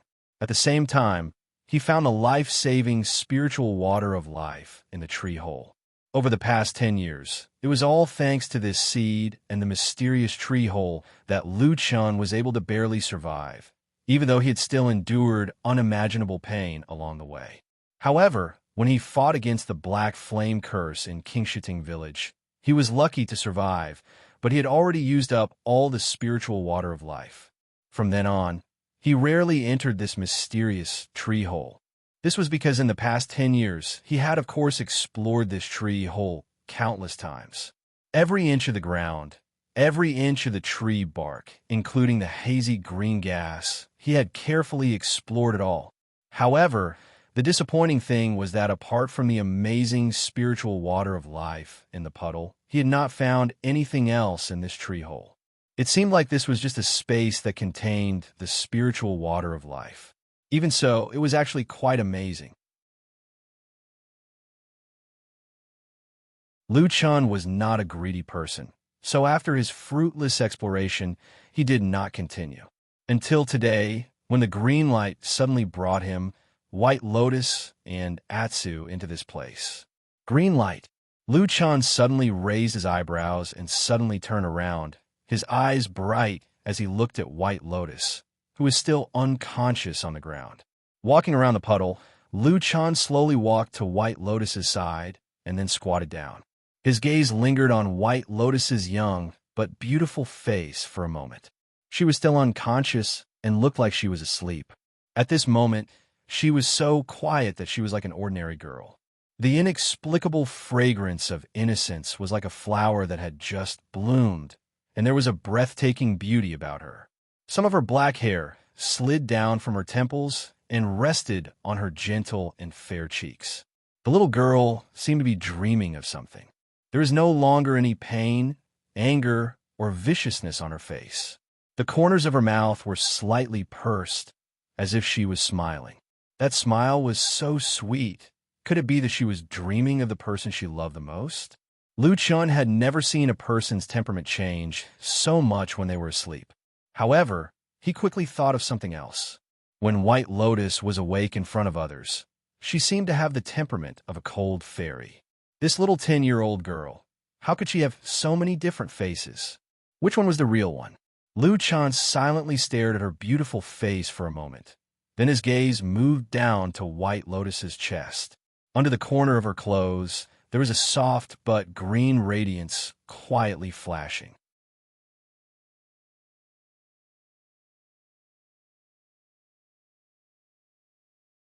Chapter 106. The faint light under the lapel was extremely green. It looked as if it was real, like the greenest and most crystalline jade. It was obviously of the same origin as the green light that had suddenly erupted before, but the difference in power was like heaven and earth. Lu Chun pondered for a moment and lifted the corner of the lapel. Sure enough, on the girl's snow-white neck, there was a pendant hanging on a thin string. It was shaped like a bamboo branch, and it was as thick as a thumb. It was green all over, and it was full of spiritual energy in the light. It was hard to imagine that the violent scene that had suddenly appeared was caused by this warm, jade-green object. But all of this was not important. The most important thing was that Lu Chun clearly remembered that this green twig pendant actually resonated with the seed in his body before, and it was precisely because of this that all kinds of strange phenomena occurred. In the end, it directly rushed into this mysterious tree hole with 2 people and a dog. This green twig must have a great relationship with this seed. Lu Chun stared at this beautiful jade-like twig, and his eyes became brighter and brighter. Atsu wandered around Lu Chun, curiously looking at the unconscious white lotus lying on the ground. From time to time, it turned its head to look at Lu Chun. However, after seeing that Lu Chun did not move, Atsu felt a little bored. It turned its head to look around, and looked at the surrounding tree walls with interest. It observed the places where the roots of the gullies were, wondering if it should run over there and pee later to show that this place also belonged to it. Atsu. At this moment, Atsu suddenly heard Lu Chen's voice. It sounded a little low and somewhat inexplicable, as if there was a trace of a sigh. He said, "A twig, 2 leaves, and a seed. I didn't expect it to be true." Atsu poked his head over and glanced at Lu Chun. Lu Chun smiled and stroked its head, but his eyes were still staring at that emerald green branch. He said, "I originally thought that the people in the evil faction were all crazy, and I also thought that what they said was all crazy talk. That legendary divine tree that can connect the 3 worlds was even more so their crazy ravings." He smiled, perhaps with a hint of mockery, lightly said, "1 branch, 2 leaves, 1 seed. This is the only thing left in our world when the tree of God was destroyed in the ancient times in the myths of the evil cult. The story also clearly states that as long as these 4 divine items are gathered, the divine tree will be reborn and the 3 realms will be unified. The one that resonated with the seed should be the only branch of the divine tree in this world." Atsu waited for a while, seeing that Lu Chun was still deep in thought. It walked away alone and came to the strange wooden walls at the edge of the tree hole. It started to sniff and search for something. But it had only walked a few steps when it suddenly heard Lu Chen's voice behind it. "Atsu, don't pee. There's no ventilation here. It will stink to death." Atsu turned around and barked at Lu Chun. He looked a little dissatisfied, but he still walked back. He looked back at the wall of trees, as if he was reluctant to part with them, as if he was regretful. Lu Chun did not pay attention to that somewhat resentful, stupid dog. His eyes were still focused on that emerald green branch in front of him. After a moment, he stretched out his fingers and grabbed the branch, then slowly clenched it. In the tree hole, there seemed to be a moment of silence. Suddenly, a light lit up. A green light shone out from the gap between his fingers, followed by another. One after another, from every gap in his palm, tenaciously emitted dark green light. That light was slightly trembling. A moment later, an abnormally strong aroma abruptly spread out. From Lu Chen's palm, from his clenched fist, from every crack, an incomparably viscous green liquid suddenly flowed out. Lu Chun stared at this green water, watching it slowly flowing along his palm, then dripping down and floating in the air. The tree hole that had been silent for countless years, at this moment, suddenly seemed to let out a deep sigh, like a traveler who had been starving for a long time, trembling slightly because of joy. Those misty green gas began to quickly flow up the tree wall, flashing, letting the dark green liquid float in the air, and then at a speed visible to the naked eye, little by little turned into incomparably fine powder, floating to every corner of the tree hole. With the wind dancing, the green turned into waves, spinning on their own, like a heavy rain that had been waiting for thousands of years, like a date that had been late for thousands of years, finally meeting. Lu Chun and Atsu stood on the ground in a daze, watching this magnificent and incomparably strange scene. Green drowned everything. It was like a flood in ancient times. All the fine powder rushed towards the tree wall. In the blink of an eye, it covered every place, turning this ancient tree hole into a green world. But very quickly, the green powder seemed to fuse with the tree wall, quickly disappearing. Boom! From the silence, suddenly a roar sounded, as if it came from the deepest part of this ancient tree hole. Lu Chan suddenly looked up, only to see the tree wall around the tree hole becoming blurry in an instant. The green light frantically flickered, and then, suddenly the world became pitch black. The surroundings were empty. He seemed to suddenly be in a dark and boundless void. Above and below, left and right, there was only boundless darkness. There was no sky and no earth. Even his body seemed to have lost all its strength, floating emptily in the darkness. Specks of light suddenly lit up from afar. There were also sounds of woof, woof, woof, woof. It seemed to be Atsu's voice, with a hint of panic and doubt. Lu Chan looked up, only to see a head full of stars. Looking down, it was still the same. His body seemed to be constantly floating, completely out of control, drifting aimlessly in this magical void, until suddenly the emerald green light lit up again. The light abruptly pierced through the darkness and blossomed into an indescribable brilliance in the void. Then, from the depths of the emerald light cluster, countless rays of light that looked like strange roots suddenly extended out, shattering the seemingly solid darkness. Like tree roots, they extended into this dark world. Then the light shone brightly. Like a violent sun suddenly appeared in front of him, radiating thousands of rays of light. At that moment, it was as if all the stars in the sky had lost their luster. The light dimmed slightly. There was a wind blowing. The whistling sound between heaven and earth faintly came, like a desolate ancient song from ancient times, faintly narrating the past. A door formed by the emerald green light suddenly appeared in front of him.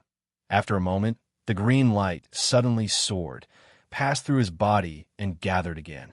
Lu Chan looked back, only to see that behind him, a similar emerald green door had formed. The green light was bright, as if there was a surging life aura, dispersing all the darkness. The light flickered.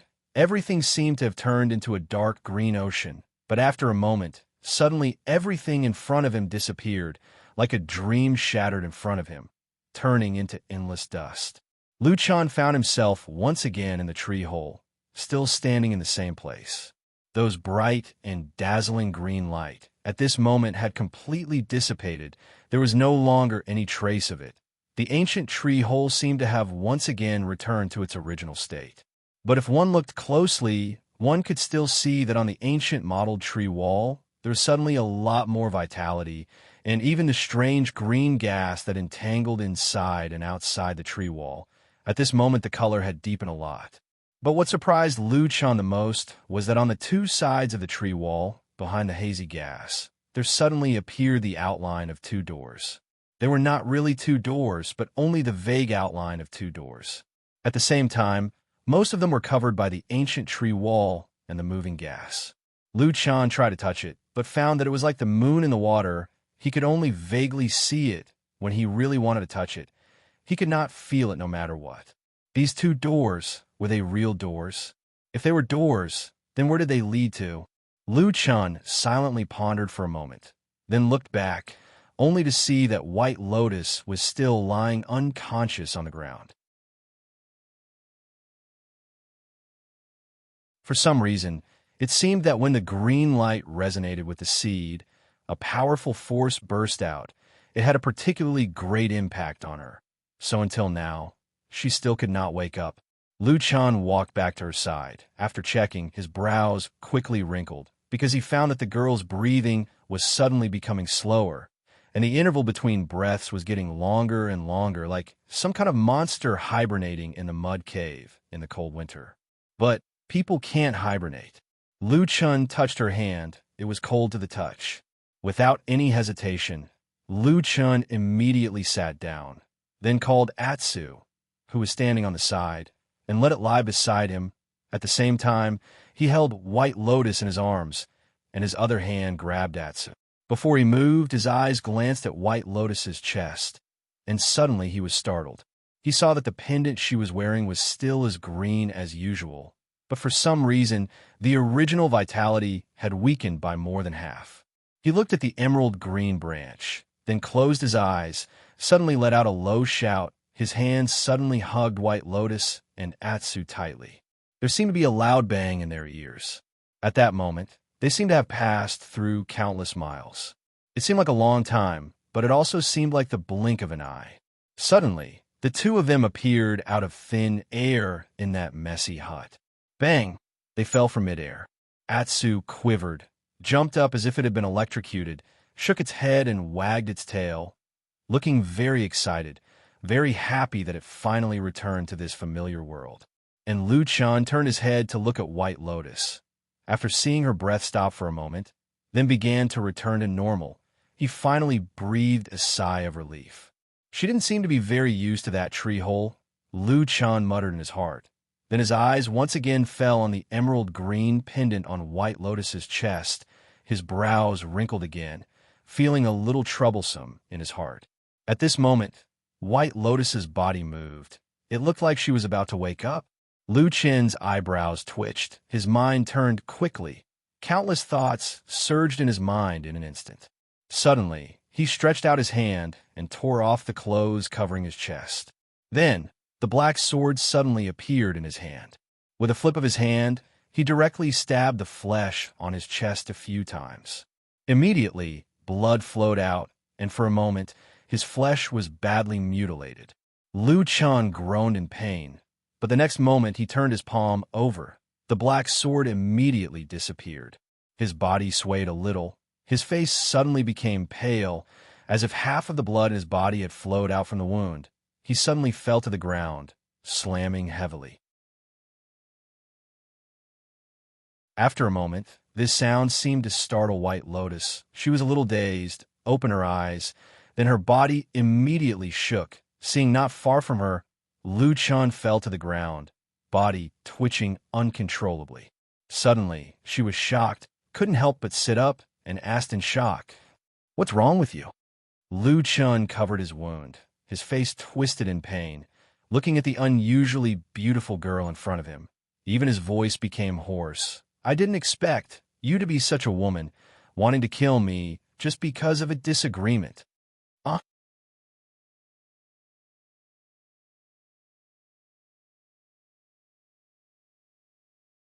Chapter 107. White Lotus stood rooted to the ground, her mouth half open. She looked a little sluggish, as if she hadn't come back to her senses for a while. After a while, she said in astonishment, I did it. If it wasn't you, who else could it be?" Lu Chun fell to the ground, took 2 deep breaths, and then sneered, "Isn't this your precious artifact?" White Lotus subconsciously touched the pendant on her chest, only to feel that it was as warm as usual, and there was no change in the light. After thinking for a moment, she said with some uncertainty, "Just now, I really didn't mean to kill you, although I feel that you're not a good person." Lu Chan said, "You're cruel by nature. You don't even think before you kill, do you?" White Lotus was startled, her face revealing a suspicious expression, but it seemed that she really had a little doubt about herself. She stammered, Don't, shouldn't be. What shouldn't be?" Lu Chan interrupted White Lotus's recollection, saying, "I just shouted for you to quickly stop, or else we will all die. Do you remember?" White Lotus pondered for a moment. Finally, a little embarrassment flashed across her face, and said, I think I heard this sentence." "Humph." Lu Chun covered his chest with his hand, sucking in a cold breath. In addition, blood flowed and dyed the lapel of his clothes red. It looked like he was half dead. Speaking of which, it was strange. Not long ago, the two of them were still fighting and killing each other. But at this moment, White Lotus was somewhat embarrassed. She sat on the bed for a moment, then stood up, took 2 steps towards Lu Chun, and then stopped, saying, Uncle, are you okay? I saw your sinister and ruthless appearance just now. You shouldn't die so easily, right?" Lu Chun rolled his eyes and heaved a sigh of relief in his heart. But then he spat and said, "Do you want me to stab you in the heart twice?" White Lotus frowned. Just as she was about to say something else, there was a sudden knock on the door from the other side of the door. Puff, puff, puff, puff. "Brother Lu, are you home? I went to the spiritual field, but I didn't see you and Atsu." A clear and melodious voice came from outside. It was Exion's voice. Everyone in the room was stunned at the same time. Then, Lu Chun and White Lotus looked around at the same time and saw that the room was in a mess. All the tables and chairs, including the bed and bedding, had been smashed into pieces and scattered around the room. It looked like a sudden storm had swept through the place. White Lotus immediately shook her head at Lu Chun, and Lu Chun also nodded without hesitation. However, Atsu reacted faster than them. The black dog leaped up, overjoyed, and barked wildly in the direction of the door. Woof, woof, woof, Lu Chun, White Lotus, the two people in the room looked at each other, and the voice outside the door suddenly became louder, full of joy and laughter. Ah, Atsu, you're home. Brother Lu is here too, right? Quick, open the door for me. After a pause, Xian smiled and said, Atsu, I brought you some delicious bones. The black dog became even more excited. Its tail wagged wildly, and it rushed to the door. It jumped up and down, using its forelimbs to fiddle with the door latch. It looked like it was trying hard to open the door for Xian. White Lotus turned her gaze back to Lu Chun, and Lu Chun looked back at her. After a while, White Lotus suddenly said, Why is your dog so stupid? Lu Chun coughed and said, It was an accident. With a bang, the door latch was pried open by Atsu. Xian pushed the door open with a smile and walked in. Atsu enthusiastically pounced on her, lying on her body and rubbing against her. Xian affectionately patted Atsu's head and smiled. Then, she took out a bag and poured out a few bones. She smiled and said, Atsu, eat. Atsu cheered and ran to the side with the bones in its mouth. Xian stood up and looked forward. At the same time, she smiled and said, Brother Lu, why are you so early today? Her voice suddenly stopped, and her smile seemed to freeze on her face. She saw the terrible state of the room and was momentarily speechless. After a while, she saw Lu Chun sitting on the ground with his hand covering his chest and half of his body bleeding. She suddenly screamed and ran over. She lost her voice and said, Brother Lu, what happened to you? Lu Chun smiled bitterly and said, I suffered a little injury. Xian's face suddenly turned pale. Then, she looked around and saw White Lotus standing on the other side of the room. She looked at the broken pieces of the room and seemed to understand something. She stared at White Lotus and shouted, You hurt, Brother Lu? White Lotus hesitated and said, Maybe yes. Xian only felt a sudden surge of anger. She suddenly stood up and shouted at White Lotus, Brother Lu is such a good person. He stands aloof from worldly affairs. It is impossible for him to provoke you, the eldest daughter of the Bai family. Why did you hurt him? Lu Chun and White Lotus were shocked at the same time. Lu Chun pulled Xian and said, How do you know her identity? Xian said angrily, That day, I saw her at the mountain gate with you. I was a bit curious, so I went to ask around. Kunwa City is only so big, and there are only so many aristocratic families, so I naturally found out. As she spoke, she took a step forward and stood in front of Lu Chun. Although White Lotus looked younger and wasn't as tall as Xian, her imposing manner seemed to overwhelm Xian, causing Xian to be cautious. However, she still looked angry and said, Miss Bai, you already have such a talented background. Moreover, you are favored by the heavens and are about to become a true sovereign's disciple. There's a world of difference between the two of you. Why did you come to bully an ordinary odd-job disciple like Brother Lu? She didn't know why, but when she saw Xian's angry but beautiful face, White Lotus felt speechless. In the end, she could only shake her head. Even her voice became a bit lower, and she said, You misunderstood. What did I misunderstand? Xian looked angry and didn't believe what she said. Forget it, Xian. At this time, Lu Chun pulled on Xian's sleeve from behind. After she turned around, he said, Just now I was careless, I fell and hurt myself. Don't blame Miss Bai.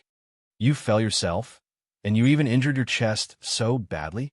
Xian looked like she had seen a ghost. Lu Chun laughed dryly, then looked at White Lotus and said, Miss Bai, we can be considered no discord, no concord. Why don't we just let it go? White Lotus stared at him, and after a moment, she slowly nodded and said, "You're right. There's nothing between us. Maybe it was a misunderstanding. But what happened before?" The corner of Lu Chen's mouth revealed a trace of a smile. He cut her off and said, "Let's mind our own business in the future. What do you think?" "Okay." White Lotus pondered for a moment, then nodded and agreed. Then she walked towards the door. Exian looked at White Lotus unhappily. It seemed that she was still holding a grudge. But when she walked to the door, White Lotus suddenly turned around and looked at Exian. "May I ask which family are you from?" As she spoke, Bai Lian's expression had completely returned to normal. She had returned to the elegant, cold, and otherworldly beauty of a young girl like a banished immortal. The speed and smoothness of the change made Lu Chen secretly speechless. Exian hesitated for a moment, but then she thought that with the ability and background of the person in front of her, it wouldn't be difficult for him to find out her background. So she directly replied, "My surname is E." White Lotus was clearly startled. After thinking carefully for a moment, she seemed to recall something. She said, "Oh, the E family in the east of the city, right?" Exian said, "Yes, what do you want?" White Lotus smiled. "You're thinking too much. We are all descendants of aristocratic families and disciples of the same sect. There will be many opportunities for us to take care of each other in the future. There's no need for us to be enemies." She was extremely beautiful to begin with, so when she spoke in such a natural and unrestrained manner, it was hard for anyone to dislike her. Exian also couldn't keep a straight face. She pursed her lips and waited for a moment before replying, "Oh." However, White Lotus's gaze then shifted to Lu Chen, who was behind Exian. Suddenly, she said seriously, "Sister E, I have something to say to you." Exian was taken aback. She wasn't used to White Lotus suddenly calling her sister. After all, although she was innocent, she still understood some basic principles. White Lotus's identity, status, and background were too different from hers. Even if White Lotus was young, Exian really didn't expect her to call her sister. She was stunned for a moment before saying, "What?" White Lotus said, "I think, sister, you should be a good person with a kind heart. But this uncle... Hey, can't you stop calling him uncle?" White Lotus ignored the other person's complaints and said to Exian with a gentle expression, "I think you should be careful of this man. He looks harmless and gentle, but in fact, he is vicious and cruel. I have never seen such a person in my life. If you get too close to him, you'll hurt yourself sooner or later." She looked sincerely at Exian, her eyes clear and pure, like the most beautiful and flawless flower in the world. She said gently, "The two of you are not the same kind of people. Don't be with him." The room suddenly became silent. No one spoke for a while. The atmosphere seemed to be slightly awkward, but after a moment, Exian suddenly frowned. The scar on her cheek was still there. It was a faint scar, but it didn't seem to damage her beauty. Instead, it only added a bit of heroic spirit to her. She looked at White Lotus, looked at the girl who was destined to become an influential figure in the world in the future, the girl who was destined to become the proud daughter of the Kunlun party. Finally, Exian snorted and said loudly, "I don't believe it."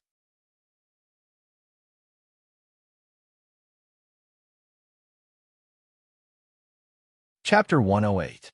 "This I don't believe," Exian said it resolutely, and there seemed to be no room for doubt. Even Lu Chen looked at Exian with some surprise, and his face showed some surprise. And White Lotus was obviously even more surprised, and even looked at Exian with some disbelief, and said, "You believe him so much?" Exian nodded without hesitation and said, "Yes." White Lotus was speechless. She seemed to be smart, but at this moment, when facing Exian, she also had a feeling of helplessness. She could only shake her head and sighed, and said, "Well, anyway, I have told you, don't regret it in the future." Exian turned her head and no longer looked at her. Obviously, she did not take this warning to heart at all. White Lotus turned her head to look at Lu Chen and saw that Lu Chen was still sitting on the ground, and then he raised his hand slightly and smiled at her. White Lotus snorted and did not say anything more. She turned and walked straight out of the room, and closed the door. Perhaps only the loud sound of the door closing revealed that she was a little annoyed in her heart. When White Lotus left, EXN hurriedly went to Lu Chen's side and helped him to stand up. Originally, she wanted to find a place to sit and rest, but when she saw the mess around and there was not even a decent chair to sit on, she was stunned for a moment, and then asked Lu Chen, "What happened in your room? Why is everything broken?" Lu Chen smiled bitterly and said, "It's a long story. I will tell you in detail later." "Oh," EXIN responded. At the moment, she had no choice but to let Lu Chen stand first, and then went to the side to sweep a slightly cleaner place, and then put some unbroken pillows and quilts on it, and let Lu Chen sit down. Then she looked at Lu Chen with a look of concern on her face and whispered, "Brother Lu, are you really okay?" "Well, it's nothing serious. I just need to rest. My chest is just a skin wound. It's not a big deal." EXIN breathed a sigh of relief, and a relaxed smile appeared on her face. Then she turned around and shouted, "Atsu, Brother Lu is fine, don't worry." In the corner next to the door, Atsu was happily gnawing on a bone. After hearing EXIN's words, it raised its head and glanced at them. It wagged its tail, blinked its eyes, and then continued to gnaw on the bone without saying a word. The smile on EXIN's face suddenly froze. After a while, she laughed dryly and turned to Lu Chen and said, "Brother Lu, look, Atsu must be starving." Lu Chen spat and said, "Stupid dog, if there's a chance in the future, I will kill you and stew you." EXIN was shocked and quickly grabbed Lu Chen's hand and begged, Brother Lu, don't eat Atsu. It's very good." Lu Chen was pushed a few times by her and almost fell to the ground. He could only smile bitterly and said, I know. I was just joking with you." Only then did EXIN cheer up. She smiled like a blossoming flower.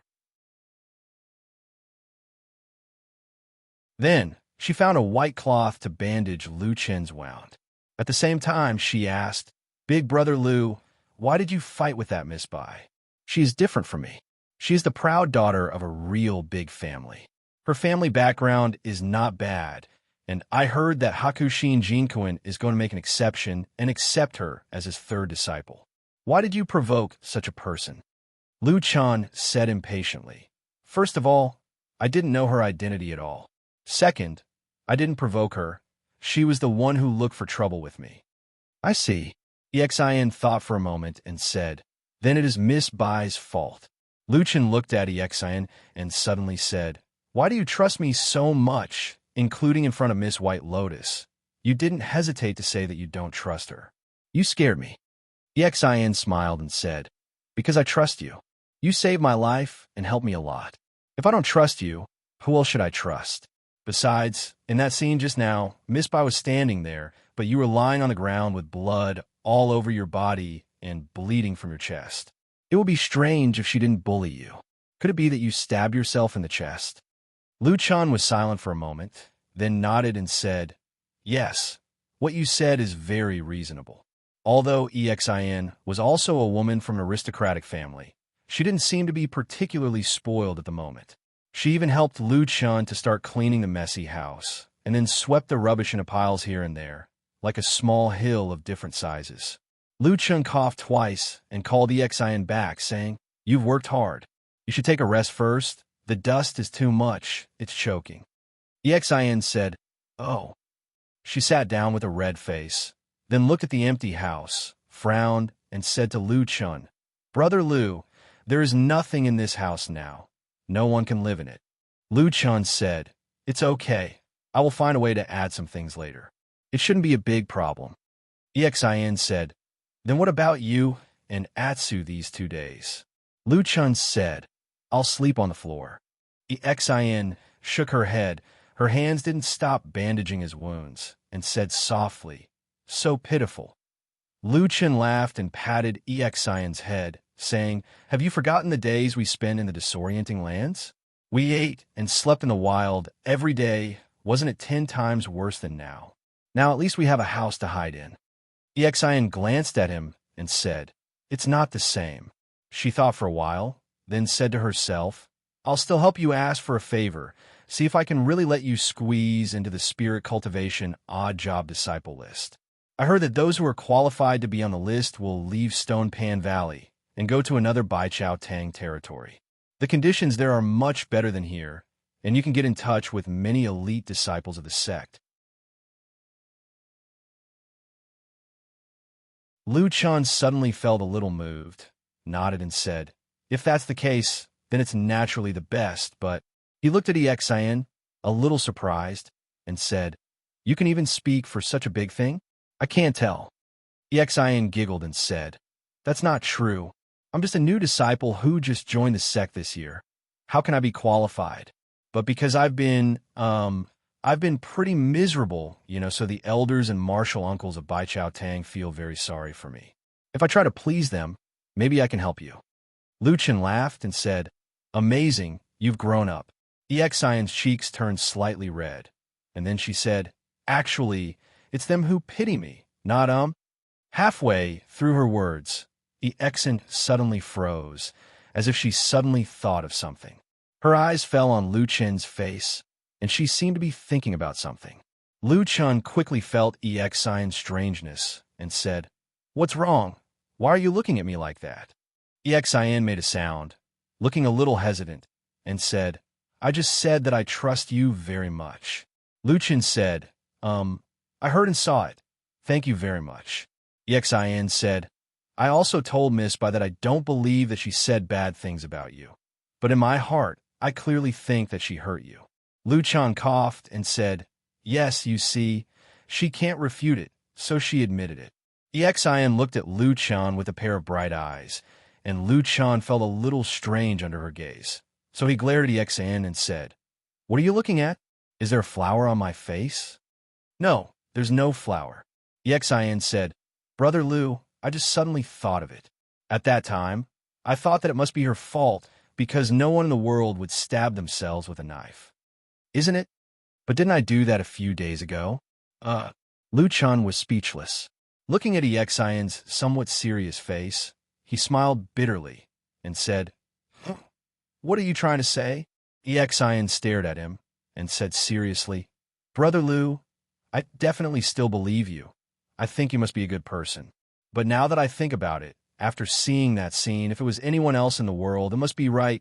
Only you, I suddenly feel a little guilty in my heart. Hey, what you said makes me feel very wrong." Lu Chen suddenly frowned and said angrily, "Why do I feel guilty when I look at you?" Exin looked at him and said, "Because you just taught me the same method. No one in the world will stab themselves with a knife, but it's different for you. When you first taught me that method, you said it so easily. Now that I think about it, even if you take a knife and cut yourself, you won't even blink." "Hey!" This time, Lu Chen raised his voice, and his tone was full of annoyance. "Is there something wrong with your brain? You sound like I'm a crazy person." Exin stuck out her tongue and laughed out. It seemed that after thinking about it carefully, even she felt that it was a little unbelievable, so she waved her hand and said, Okay, I was just saying." Lu Chen glared at her and said, "Don't talk nonsense." Exin shrugged her shoulders, stood up, and said, "I know, I just said it casually. Look at how anxious you are. The name list for spiritual power cultivation is currently being discussed. I have to quickly go back and ask for a favor for you, to see if we can squeeze a place in. You just wait for my good news." Lu Chen agreed and said, "Okay." After a pause, he said, "But you don't have to worry too much. Do what you can. If you really can't ask for it, I will think of other ways. Don't force yourself." Exin smiled and said, "It's okay, I understand." As she said that, she walked towards the door and deliberately turned to Atsu, patted its head, and said a few words, then opened the door, turned around, and waved to Lu Chen and said, "Brother Lu, I'm leaving." "Oh," Lu Chen responded. The door was closed. After a moment, suddenly the door opened again, and Exin poked her head in and said to Lu Chen, "Brother Lu, just now you really didn't use a knife to cut yourself? Get lost." "Oh." Exin's head shrank, and she stuck out her tongue. Then she smiled and left. You're tuning into the Romance Rendezvous YouTube channel. We're so grateful for your support, and don't forget to subscribe to join us on this incredible journey through captivating stories. Your generosity through donations truly makes a world of difference, as it's the primary source of revenue that allows me to expand and enhance this channel for you. Thank you from the bottom of my heart for being a part of this adventure.